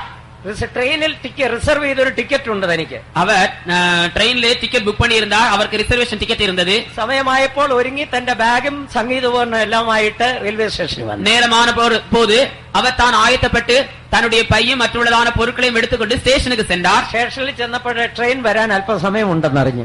ஸ்டேஷனுக்கு சென்ற பின்புதான் ட்ரெயின் வருவதற்கு சற்று நேரம் உண்டு என்று அவர் வழங்கிக் கொண்டார். 1-2 ദിവസത്തെ അധ്വാനം നിമിത്തം, ക്ഷീണം നിമിത്തം സിമന്റ് ബെഞ്ചിലോട്ട്, ചാരി ബെഞ്ചിലോട്ട് ഇരുന്ന് ഉറങ്ങിപ്പോയി. 1-2 நாட்கள் அவர் செய்த ஊழியத்தின் நிமித்தமாக களைப்பாக இருந்ததினாலேயே அந்த சிமெண்ட் பெஞ்சிலே படுத்து தூங்கிவிட்டார். തനിക്ക് പോകേണ്ട ട്രെയിൻ വന്നു നിന്നു. அவர் போக வேண்டியதான ட்ரெயின் வந்து நின்று விட்டது. ഇറങ്ങേണ്ടവർ ഇറങ്ങി, കയറേണ്ടവർ കയറി. ஏற வேண்டியவர்கள் ஏறினார்கள், இறங்க வேண்டியவர்கள் இறங்கினார்கள். നമ്മുടെ പ്രിയപ്പെട്ടവൻ ഇപ്പോഴും ഉറക്കുക. நம்முடைய பிரியமானவர் இப்போதும் தூங்கிக் கொண்டுதான் இருக்கிறார். അവസാനം സിഗ്നൽ കൊടുത്തു. கடைசியாக சிக்னல் கொடுத்தார்கள். വിസിൽ അടിച്ചു. ട്രെയിൻ മൂവ് ചെയ്തു. விசில் அடித்தார்கள். ட்ரெயின் இயங்க ஆரம்பித்தது. അപ്പോഴാണ് ചാടി എഴുന്നേറ്റത്. அப்பொழுதுதான் திடீரென்று குதித்து எழுப்பினார். കണ്ട ആളിനോട് ചോദിച്ചു, ഈ ട്രെയിൻ ഏതാ? அப்பொழுது பக்கத்தில் இருந்ததான ஒரு நபரோடு இந்த ட்ரெயின் எந்த ட்ரெயின் என்று கேட்டார். അത് ഈ സ്ഥലത്തേക്ക് പോകുന്നത്. அது இந்த இடத்துக்கு போகக்கூடிய. അയ്യോ, എനിക്ക് അതേലാണല്ലോ പോകേണ്ടതെന്ന് പറഞ്ഞ് ചാടി ഓടി പെട്ടിയെടുത്ത് മ്യൂസിക്കൽ ഇൻസ്ട്രുമെന്റ് തൂക്കി കണ്ട കമ്പാർട്ട്മെന്റിലോ ചാടി അങ്ങ്. அவர் உடன்தானே ஐயோ நான் போக வேண்டியதான ட்ரெயின் தானே என்று சொல்லி மிகவும் துரிதமாக குதித்து எழும்பி தன்னுடைய கையில் இருந்ததான பையும் மற்ற பொருட்களையும் மியூசிக் இன்ஸ்ட்ருமெண்டை எடுத்துக்கொண்டு ஏதோ ஒரு கம்பார்ட்மெண்ட்ல போய் ஏறினார். അതിന്റെ വാതൊക്കെ ഉണ്ട് TTR ഒരു തടിയൻ നിൽക്കുന്നത്. அதனுடைய வாசலிலே TTR நல்ல நல்ல குண்டாக நின்று கொண்டிருக்கிறார். ചോദിച്ചു, എവിടെ പോകാനാ? நீ எங்கே போகிறாய் என்று கேட்டார். ഇന്ന സ്ഥലത്ത് പോകാനാ. நான் இன்ன இடத்துக்கு போக வேண்டும். ടിക്കറ്റ് കാണിക്കേ. டிக்கெட் எங்கே? ടിക്കറ്റ് കാണിച്ചപ്പോ ഇത് ഫസ്റ്റ് ക്ലാസ് ഏസിയാ, ഇതിനെ നിങ്ങൾക്ക് ഇതിനകത്ത് കയറാൻ പറ്റും. டிக்கெட்டை பார்த்தபோது இது ஃபர்ஸ்ட் கிளாஸ் ஏசி ஆகினால் நீங்கள் இதற்குள்ளே பிரவேசிக்க முடியாது என்று சொன்னார். கையிലുള്ള സെക്കൻഡ് ക്ലാസ് സാധാരണ റിസർവേഷനാ. இவருடைய கையில இருக்கிறதான டிக்கெட் செகண்ட் கிளாஸ் சாதாரணமான ரிசர்வேஷன். ഇതെല്ലാം വലിച്ചു താഴെ ഇട്ടേച്ച് അടുത്ത കമ്പാർട്ട്മെന്റിലേക്ക് ഓടി. இவை எல்லாவற்றையும் எடுத்து கீழே போட்டு அடுத்த கம்பார்ட்மெண்ட்டுக்கு சென்றார். അതേലോട്ട് ചാടി കയറിയപ്പോ പട്ടാളക്കാർ മീശം പിരിച്ചിരിക്കുന്നത് പിടിച്ചൊരു തള്ള. அடுத்த മിലിറ്ററി കോച്ചായിരുന്നു. Military coach. அடுத்த கம்பார்ட்மெண்ட்டுக்கு சென்ற போது மிலிட்டரியில் உள்ளவர்கள், பட்டாளத்தில் உள்ளவர்கள் நல்ல மீசை வைத்துக் கொண்டு அங்கே இருக்கிறார்கள். இவர் அங்கே ஏறினார். இவரை பிடித்து தள்ளிவிட்டார்கள். മിലിറ്ററി കോച്ചായിരുന്നു. அது மிலிட்டரி கோச்சாக இருந்தது. അവിടെ നിന്ന് വെളി വീണ പാവപ്പെട്ടവൻ, அங்கே இருந்து வெளியே விழுந்ததான அந்த ஏழையான மனுஷன் ഈ പെട്ടിയും ബാഗും എല്ലാം തൂക്കിയെടുത്ത് അടുത്ത കോച്ചിൽ. இந்த பெட்டி பேக் எல்லாவற்றையும் எடுத்துக்கொண்டு அடுத்த கோச்சுக்கு சென்றார். പോലീസ് പറയുന്ന ഉടുപ്പിന് പുറകോട്ട് വലിക്കുന്നു. போலீஸ்காரர்கள் அவருடைய வஸ்திரத்தை பிடித்து பின்னாக இழுத்தார்கள். പോലീസുകാരൻ നോക്കി പണ്ടോ പാതിരിയാര് ലേഡീസ് കോച്ചിലേക്ക് കയറിപ്പോയി. போலீஸ்காரர் பார்த்தபோது பாதிரியார் ஏதோ லேடிஸ் கோச்சுக்குள்ளே ஏறி போகிறார் என்று எண்ணினார்கள். പുറകോട്ട് വലിച്ചു. உடனே அவரை பிடித்து பின்னாக இழுத்தார்கள். താഴെ വീണു. அவர் கீழே விழுந்தார். അവസാനം ട്രെയിനും പോയി. கடைசியாக ட்ரெயினும் போய்விட்டது. പറഞ്ഞതിന്റെ അർത്ഥം, நான் சொன்னதனுடைய அர்த்தம் என்னவென்றால், ഉറക്കം തൂങ്ങി ഇരുന്നിട്ട് കാണുന്ന കോച്ചിൽ കയറാമെന്ന് വിചാരിച്ച അവസാനം ഇതുപോലെ പറ്റും. நீங்கள் நன்றாக தூங்கிக் கொண்டிருந்து நீங்கள் நினைக்கிறதான கோச்சிலே ஏறலாம் என்று நினைத்தால் கடைசியாக இதுதான் சம்பவிக்கும். നിങ്ങളുടെ കോച്ച് ഏതാണെന്ന് കറക്റ്റ് നല്ല നിശ്ചയം പ്രാപിച്ചോണം. உங்களுடைய கோச் எது என்று சரியான நிச்சயத்தை நீங்கள் பெற்றுக்கொள்ள வேண்டும். നിങ്ങളുടെ സ്ഥാനം എവിടെയാണ്? நிச்சயத்திலே உங்களுடைய இடம் எங்கே? എവിടെ പോയി ചേരും? எங்கே போய் சேருவீர்கள்? പോകുന്നത്? நீங்கள் எங்கே போகிறீர்கள்? നിങ്ങളുടെ സ്ഥാനം എവിടെ? நிச்சயத்திலே உங்களுடைய இடம் எங்கே? എല്ലായിടത്തും എല്ലാവർക്കും പ്രവേശനമില്ല. எல்லா இடங்களிலும் எல்லாரும் பிரவேசிக்க முடியாது. യേശുക്രിസ്തു പറയുന്നു നിത്യതയെക്കുറിച്ച് പിതാവിൻ ഭവനം. இயேசு கிறிஸ்து நித்தியத்தை குறித்து பிதாவின் வீடு என்று சொல்லுகிறார். അതിനെ ഒരു ഭവനത്തോടാണ് ഉപമിക്കുന്നത്. அதை ஒரு வீட்டுக்கு ஒப்பாக சொல்லுகிறார். ഒരു വീടെന്ന് പറയുമ്പോൾ പല സ്ഥലങ്ങളും. ஒரு வீடு என்று சொல்லும்போது பல இடங்கள் இருக்கிறது. സിറ്റ് ഔട്ട് ഉണ്ട്, அதிலே சிட் அவுட் இருக்கிறது, വിസിറ്റേഴ്സ് റൂം ഉണ്ട്, விசிட்டர்ஸ் ரூம் இருக்கிறது, ബെഡ്റൂം ഉണ്ട്, பெட்ரூம் இருக்கிறது, കിച്ചൺ ഉണ്ട്, സ്റ്റോർ ഉണ്ട്, சமையலறை ஸ்டோர் எல்லாம் இருக்கிறது, പിന്നെ വർക്ക് ഏരിയ ഒക്കെ ഉണ്ട്. வேலை செய்யறதான இடங்கள் இருக்கிறது, പല இடங்களும். இவ்விதமாக பல இடங்கள் இருக்கிறது. എല്ലായിടത്തും എല്ലാവർക്കും പ്രവേശനമില്ല. எல்லா இடங்களிலும் எல்லாரும் பிரவேசிக்க முடியாது. ഒരു സാധാരണപ്പെട്ടവൻ വീട്ടിൽ വന്നാൽ, ஒரு சாதாரணமான மனுஷன் வீட்டுக்கு வந்தால் നിങ്ങൾ നോക്കും ആളിന്റെ മുഖത്തേക്ക്, நீங்கள் முகத்தை பார்ப்பீர்கள். എവിടാണ് ഇരുത്തേണ്ടത്, எங்கே அவரை உட்கார வைக்க வேண்டும், പരുവത്തിനായി ഇരുത്തുന്നത്, எந்த இடத்திலே உட்கார வைக்க வேண்டும். സാധാരണപ്പെട്ടവനാണെങ്കിൽ ஒரு சாதாரண மனுஷனாக இருந்தால் അവരെ വിളിച്ച് സിറ്റ് ഔട്ടിലോട്ട് ഇരുത്തും. அவரை அழைத்து சிட் அவுட்ல உட்கார வைப்பீர்கள். അവിടെ 165 രൂപയുടെ പ്ലാസ്റ്റിക് കസേര കിടപ്പുണ്ട്, അതിലോട്ടിരിക്കാം. அங்கே 165 ரூபாயுடைய பிளாஸ்டிக் சேர் இருக்கிறது, அதிலே உட்கார வைப்பீர்கள். എന്നിട്ട് ഒരു ചെറിയ നാരങ്ങ മുറിച്ച്, ஒரு சிறிய எலுமிச்சை பழத்தை நீங்கள் வெட்டி ഒരു സാധാ ഗ്ലാസിനകത്ത് പിഴിഞ്ഞ്, அதை ஒரு சாதாரணமான கண்ணாடி டம்ளரிலே பிழிந்து പഞ്ചസാര ഒരു പേരിന് മാത്രം ചേർത്ത്, அதுல சீனி பெயருக்காக போடுவீர்கள். കൊണ്ടുപോയി കൊടുത്തു, വേണേ കുടിച്ചിട്ട് പോക്കണം, கொண்டு போய் கொடுத்து வேண்டுமானால் குடித்துக் கொண்டு போங்கள் என்று சொல்வீர்கள். അവന്റെ സ്ഥാനം സിറ്റ് ഔട്ട്, വെളിയിലിരുന്നോണം. அவனுடைய ஸ்தானம் சிட் அவுட், அவன் வெளியில இருக்க வேண்டும். എന്നാൽ കുറെ മാന്യനായ ഒരു അതിഥിയാണെങ്കിൽ, ஆனால் கொஞ்சம் கனத்துக்குரியதான ஒரு நபர் வந்தால் അകത്തേക്ക് ക്ഷണിച്ചിരുത്തും, உள்ளே அழைத்து உட்கார வைப்பீர்கள். വിസിറ്റേഴ്സ് റൂം, விசிட்டர்ஸ் ரூம்லயே അവിടെ 25,000 പരവതാനി വിരിച്ചിരിക്കുന്നു. அங்கே 25,000 ரூபாயினுடைய ஜமுக்களம் கீழே விரிக்கப்பட்டிருக்கிறது. 60,000 സെറ്റി, സോഫ സെറ്റി, 60,000 ரூபாயுடைய சோபா செட் அங்கே இருக்கிறது. അതിനേറ്റ ടീപ്പോയ് എല്ലാം ഉണ്ട്. அதற்கேற்றதான டீப்பாயெல்லாம் இருக்கிறது. എന്ന് പറഞ്ഞ് ക്ഷണിച്ചിരുത്തി, நீங்கள் இங்கே உட்காருங்கள் என்று அழைத்து உட்கார வைத்து, അകത്ത് പോയി കൊണ്ടുവരുന്ന ചായക്ക് തന്നെ വ്യത്യാസമുണ്ട്. ഏറ്റവും ബെസ്റ്റ് കപ്പൻ സോസർ എടുത്ത് உள்ளே போய் கொண்டு வருகிறதான அந்த டீ மிக எப்படிப்பட்டதான கப்பு சாசர் என்று தெரியுமா? மிகவும் விலை உயர்ந்ததான கப்பு சாசரிலே கொண்டு வருவீர்கள். നല്ലതുപോലെ പാല് ചേർത്ത്, நன்றாக பாலை ஊற்றி, അതിന്റെ പരുവത്തിന് പഞ്ചസാരയും ഇട്ട്, அதற்கு ஏற்ற சீனியையும் போட்டு, 5-6 ക്രീം ബിസ്ക്കറ്റ് കൂടെ സോസറിലെടുത്ത് ട്രെയിലാക്കി കൊണ്ടുവന്ന് കൊടുക്കും. கொஞ்சம் கிரீம் பிஸ்கட்டையும் ஒரு சாசரிலே எடுத்து ஒரு ட்ரேயிலே வைத்து கொண்டு வந்து கொடுப்பீர்கள். ചായയും കുടിച്ച് ബിസ്ക്കറ്റും തിന്നിട്ട്, டீயும் குடித்து பிஸ்கட்டையும் சாப்பிட்டு, എത്ര മാന്യനായ അതിഥിയാണെങ്കിലും ചായ കുടിച്ച് ബിസ്ക്കറ്റും തിന്ന് പൊക്കോണം. எவ்வளவு கனத்துக்குரிய மனிதனாக இருந்தாலும் பிஸ்கட்டை சாப்பிட்டு காப்பி டீயும் குடித்து விட்டு போக வேண்டும். വീട്ടിൽ നിന്ന് പൊക്കോണം, வீட்டில இருந்து போக வேண்டும். അവിടെ കയറി താമസിക്കാൻ പറ്റത്തില്ല. அங்கே ஏறி தங்க முடியாது. അവന് വിസിറ്റേഴ്സ് റൂം വരെ പ്രവേശനം. அவன் அந்த விசிட்டர்ஸ் ரூம் வரைக்கும் பிரவேசிக்கலாம். സാധാരണക്കാർക്ക് സിറ്റ് ഔട്ട്, சாதாரணமான மனுஷர்களுக்கு சிட் அவுட். അല്ലാത്തവർക്ക് മാന്യരായ അതിഥിയാണെങ്കിൽ വിസിറ്റേഴ്സ് റൂം. கருத்துக்குரிய மனுஷர்களாக இருந்தால் விசிட்டர்ஸ் ரூமிலே வருவார்கள். ഇനി ബെഡ്റൂം ഉണ്ട്. அடுத்ததாக பெட்ரூம் இருக்கிறது. ബെഡ്റൂമിൽ ആർക്കാ അവകാശം എന്നറിയാം? பெட்ரூமிலே யாருக்கு உரிமை என்று தெரியுமா? നിങ്ങൾ വിവാഹം കഴിച്ചു കൊണ്ടുവന്ന നിങ്ങളുടെ ഭാര്യ ഉണ്ടല്ലോ, நீங்கள் விவாகம் பண்ணி கொண்டு வந்த உங்களுடைய மனைவி இருக்கிறாள் அல்லவா? ആ ഭാര്യയുടെ സ്ഥാനം ബെഡ്റൂമിലാണ്. அந்த மனைவியுடைய ஸ்தானம் பெட்ரூமில் தான். കല്യാണം കഴിച്ചു കൊണ്ടുവന്നു, கல்யாணம் விவாகம் பண்ணி கொண்டு வந்தீர்கள். സിറ്റ് ഔട്ടിൽ ഇരുത്തി, പെൺകുട്ടിയെ സിറ്റ് ഔട്ടിൽ ഇരുത്തി, மணவாட்டியை அந்த சிட் அவுட்ல உட்கார வைத்தீர்கள். അല്ലെങ്കിൽ വിസിറ്റേഴ്സ് റൂമിൽ ഇരുത്തി, அல்லது விசிட்டர்ஸ் ரூம்ல உட்கார வைத்து, കപ്പൻ സോസറിൽ ടീയും ക്രീം ബിസ്ക്കറ്റും കൊടുത്തിട്ട് നീ നിന്റെ വീട്ടിൽ പോകുന്നു പറഞ്ഞാൽ അവള് പോവുകയല്ല. கப்பன் சாசர்லே டீயும் கொண்டு வந்து கிரீம் பிஸ்கட்டையும் கொடுத்து நீ உன்னுடைய வீட்டுக்கு போய் என்று சொன்னால் அவள் போவதில்லை. അവൾ അങ്ങനെ പോകത്തില്ല. அவள் அப்படி போக மாட்டாள். അവൾ പറയും ഈ വീടിനുള്ള സകലത്തിനും എനിക്ക് അവകാശം. அப்பொழுது அவள் என்ன சொல்வாள் என்றால், வீட்டில் உள்ளதான எல்லாவற்றின் மேலே எனக்கு உரிமை உண்டு என்று. ഇതുപോലെ പിതാവിന്റെ ഭവനം, இதே போலவே தான் பிதாவின் வீட்டிலும் கூட പുതിയ ഭൂമി സിറ്റ് ഔട്ട്, புதிய பூமி சிட் அவுட், പുതിയ സ്വർഗം വിസിറ്റേഴ്സ് റൂം, புதிய வானம் விசிட்டர்ஸ் ரூம். മണവാട്ടിയുടെ സ്ഥലമാണ് പുതിയ യെരൂശലേം. വിശദീകരിക്കാം, നാളെ വിശദമായി പറയാം. പോയിന്റ് പറഞ്ഞു വിടുക. மணவாட்டியினுடைய ஸ்தானம் தான் பரிசுத்த ஸ்தலம். அது மூன்றாம் வானம். அதை நான் நாளைக்கு உங்களுக்கு சொல்லுவேன். ദൈവത്തിന് ஸ்தோத்திரம். അതാണ് പുതിയ യെരൂശലേമും സിയോനും. அதுதான் புதிய எருசலேமும் சியோனும். അത് ക്രിസ്തുവിന്റെ കാന്തയ്ക്കുള്ള സ്ഥലമാണ്. அது கிறிஸ்துவினுடைய மணவாட்டிக்குரியதான இடம்தான். മാനസാന്തര അനുഭവം കൊണ്ട് മാത്രം തൃപ്തി അടഞ്ഞവർ, மனம் திரும்பின அனுபவத்தோடு கூட மட்டும் திருப்தி அடைந்தவர்கள், മാനസാന്തരം മാത്രം, மனம் திரும்புதல் மட்டும், സ്നാനപ്പെട്ടുമില്ല, അന്യഭാഷ പറഞ്ഞുമില്ല, ஞான ஸ்நானம் எடுக்கவும் இல்லை, அந்நிய பாஷை பேசவும் இல்லை, മാനസാന്തര അനുഭവം കൊണ്ട് മാത്രം തൃപ്തി അടഞ്ഞു മരിച്ചു. மனம் திரும்பின அனுபவத்தோடு கூட மட்டும் திருப்தி அடைந்த மனுஷர்கள், അവർക്ക് സിറ്റ് ഔട്ട്, പുതിയ ഭൂമി. அவர்களுக்கு சிட் அவுட், புதிய பூமி.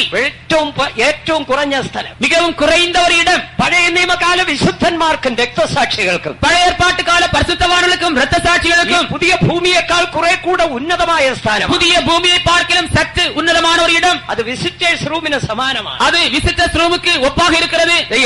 தேவனுக்கு ஸ்தோத்திரம். അവിടെ പഴയമകാല വിശുദ്ധന്മാരും രക്തസാക്ഷികളും പുതിയ സ്വർഗത്തിൽ, புதிய வானத்திலே பழைய ஏற்பாட்டு கால பரிசுத்தவான்களும் பொதுவான இரத்த சாட்சிகளும். എന്നാൽ പുതിയ യെരൂശലേമും സിയോനുമുണ്ട്. ஆனால் புதிய எருசலேமும் சியோனும் உண்டு. അതാണ് കൃപായുഗത്തിലെ വിശുദ്ധന്മാർക്കുള്ള സ്ഥാനം. அதுதான் கிருபையின் காலத்தில் உள்ள பரிசுத்தவான்களுடைய இடம். കുഞ്ഞാടിന്റെ കാന്ത അവിടെ അവകാശം പ്രാപിക്കും. ஆட்டுக்குட்டியானவருடைய மனைவி அங்கே சுதந்திரத்தை பெற்றுக் கொள்வார். യേശു പറയുന്നു, ഞാൻ നിങ്ങൾക്കൊരു സ്ഥലം ഒരുക്കാൻ പോയിരിക്കുന്നു. சொல்லுகிறார், நான் உங்களுக்கு ஒரு இடத்தை ஆயத்தம் பண்ண போகிறேன். ഞാൻ ഇരിക്കുന്ന ഇടത്ത് നിങ്ങളെയും ഇരുത്തേണ്ടതിന്, நான் இருக்கிறதான இடத்திலே உங்களை உட்கார வைக்கும்படியாக ചേർത്തുകൊള്ളും. மறுபடியும் வந்து உங்களை என்னிலே சேர்த்துக் கொள்ளுவேன். അതാണ് പുതിയ യെരൂശലേമും സിയോനും. அதுவே புதிய எருசலேமும் சீயோனும் തന്റെ തിരുസഭയ്ക്ക് വേണ്ടി ഒരുക്കുന്ന മണിയറ, அவருடைய சபைக்காக ஆயத்தப்படுகிறதான அந்த இடம். കൃപായുഗത്തിലെ വിശുദ്ധന്മാർ, கிருபையின் காலத்து பரிசுத்தவான்கள். ഈ കൃപായുഗത്തിൽ ജീവിക്കുന്ന നാം എത്രയോ ഭാഗ്യവാന്മാരാണ്. இந்த கிருபையின் காலத்திலே ஜீவிக்கிறதான நாம் எவ்வளவோ பாக்கியவான்கள். ദൈവ സഭയായി തീരുവാൻ ഭാഗ്യം ലഭിച്ച നാം എത്രയോ ഭാഗ്യവാന്മാർ. தேவனுடைய சபையாக இருக்கும்படியாக பெற்ற நாம் எவ்வளவோ பெரிய பாக்கியவான்கள். നിത്യതയിലെ ഏറ്റവും ഉന്നതമായ സ്ഥലം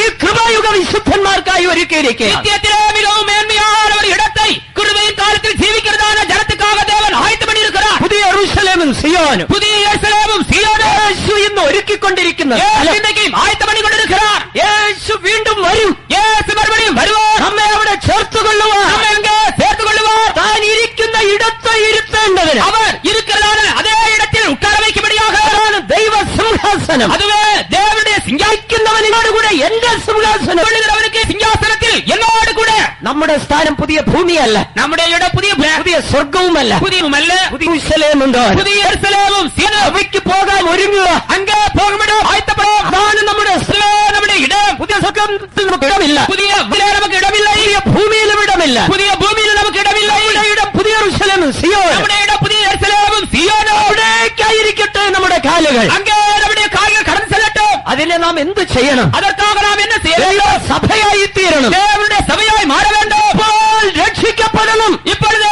ரட்சிக்கப்பட வேண்டும். അധമ പാതാളത്തിൽ നിന്ന് വിടുവിക്കപ്പെടണം. பயங்கரமான பாதாளத்தில் இருந்து விடுதலையாக்கப்பட வேண்டும். ഏറ്റവും പുറത്തുള്ള ഇരുട്ടിൽ നിന്ന് വിടുവിക്കപ്പെടണം. பரமான இருளில் இருந்து நாம் விடுதலையாக்கப்பட வேண்டும். യേശുവിനെ രക്ഷിതാവായി അംഗീകരിക്കണം. இயேசுவை இரட்சகராக ஏற்றுக்கொள்ள வேண்டும். പാപങ്ങൾ കഴുകപ്പെടണം. பாவங்கள் கழுவப்பட வேண்டும். ദൈവപുസ്തകത്തിൽ പേരെഴുതപ്പെടണം. புத்தகத்திலே பெயர் எழுதப்பட வேண்டும். കൽപ്പനയാകുന്ന വിശ്വാസ സ്നാനം സ്വീകരിക്കണം. தேவனுடைய கற்பனையாகிய விசுவாச ஞானஸ்நானம் எடுக்க வேண்டும். പരിശുദ്ധാത്മാവിനാൽ നിറയപ്പെടണം. பரிசுத்தாவினாலே நிரப்பப்பட வேண்டும். വേർപാടിൻ ജീവിതം നയിക്കണം. ஒரு மகிமையான வேறுபாட்டின் ஜீவிதத்தை செய்ய வேண்டும். ഒരു അപ്പോസ്തോലിക കൂട്ടായ്മ, அப்போஸ்தல ஐக்கியம், ദേഹവും ദേഹിയും ആത്മാവും പരിശുദ്ധത്തിൽ കാക്കപ്പെടണം. ஆவி ஆத்மா சரீரம் பரிசுத்தத்திலே பாதுகாக்கப்பட வேண்டும். ഒരു ജയജീവിതം, ஒரு ஜெய ஜீவியம். ജയിക്കുന്നവന് ഞാൻ എന്നോടുകൂടെ എന്റെ സിംഹാസനത്തിൽ ഇരിപ്പാൻ വരം നൽകും. ஜெயிக்கிறவனுக்கு என்னோடு கூட என்னுடைய சிங்காசனத்திலே உட்காரும்படியாக நான் அருள் செய்வேன். ഞാനും ജയിച്ച എന്റെ പിതാവിനോടുകൂടെ അവന്റെ സിംഹാസനത്തിൽ ഇരുന്ന പോലെ തന്നെ நான் ஜெயம் கொண்டு என் பிதாவுடைய சிங்காசனத்தில் அவரோடு கூட உட்கார்ந்தது போல യേശു വരാറായി. இயேசு வரப்போகிறார். താൻ ഇരിക്കുന്ന ഇടത്ത് നമ്മെ ഇരുത്തുവാൻ அவர் இருக்கிறதான இடத்திலே நம்மை உட்கார வைக்கும்படியாக എല്ലാവരും കണ്ണുകളെ അടയ്ക്കാം. எல்லாரும் கண்களை மூடுவோம். എല്ലാവരും മുഴങ്കാൽ മടക്കാം. எல்லாரும் முழங்கால் மூடுவோம். നിത്യത നിങ്ങളുടെ സ്ഥാനം ഏതാണ്? நித்தியத்திலே உங்கள் இடம்தான் என்ன எது? ഏറിയ നിശ്ചയം ജീവിതത്തിൽ പ്രാപിച്ചുകൊള്ളേ. நிச்சயமான ஒரு நல்ல ஒரு முடிவை நிச்சயத்தை நீங்கள் பெற்றுக் கொள்ளுங்கள். എവിടെങ്കിലും പോയി ചേരാമെന്ന് ധരിക്കരുത്. எங்கேயாவது போய் சேரலாம் என்று என்ன வேண்டாம். പുതിയ യെരൂശലേമാണ് നമ്മുടെ സ്ഥാനം. புதிய எருசலேம் தான் நம்முடைய இடம். യേശു ഒരുക്കുന്ന സ്ഥലം, இயேசு ஆயத்தப்படுகிறதான இடம், മണവാട്ടിക്കുള്ള മണിയറ, மணவாட்டிக்குரியதான அந்த அறை. അവിടെ നമ്മെ ചേർക്കുവാൻ യേശു വരാൻ പോവുകയാണ്. அங்கே நம்மை சேர்க்கும்படியாக இயேசு வரப்போகிறார். ഒരുപക്ഷെ യേശു വരുന്നത് ഇന്നാകാം, ஒருவேளை இயேசு இன்றைக்கு வரலாம், ഇല്ലെങ്കിൽ അടുത്ത ദിവസമാകാം. ஒருவேளை அடுத்த நாளாக இருக்கலாம். എത്ര പേർ യേശുവിന്റെ വരവിൽ എടുക്കപ്പെടും? எத்தனை பேர் இயேசுவின் வருகைக்காக ஆயத்தமாக்கப்படுகிறார்கள்? യെരൂശലേമിനായി എത്ര പേർ ഒരുക്കപ്പെട്ടിട്ടുണ്ട്? எருசலேமுக்காக எத்தனை பேர் ஆயத்தம் பண்ணப்பட்டிருக்கிறீர்கள்? രാത്രിവേളയിൽ നമ്മെ സമർപ്പിക്കാം. இன்றைக்கு இரவேளையிலே நம்மை ஒப்புக் கொடுப்போம். ആഗ്രഹിക്കുന്നവരെ ഒരുക്കുവാൻ ദൈവം ഇറങ്ങി വന്നിരിക്കും. வாந்திக்கிறவர்களை ஆயத்தப்படுத்தும்படியாக தேவன் இறங்கி வந்திருக்கிறார். സ്വർഗം തുറക്കപ്പെട്ടിരിക്കും. பரலோகம் திறக்கப்பட்டிருக்கிறது.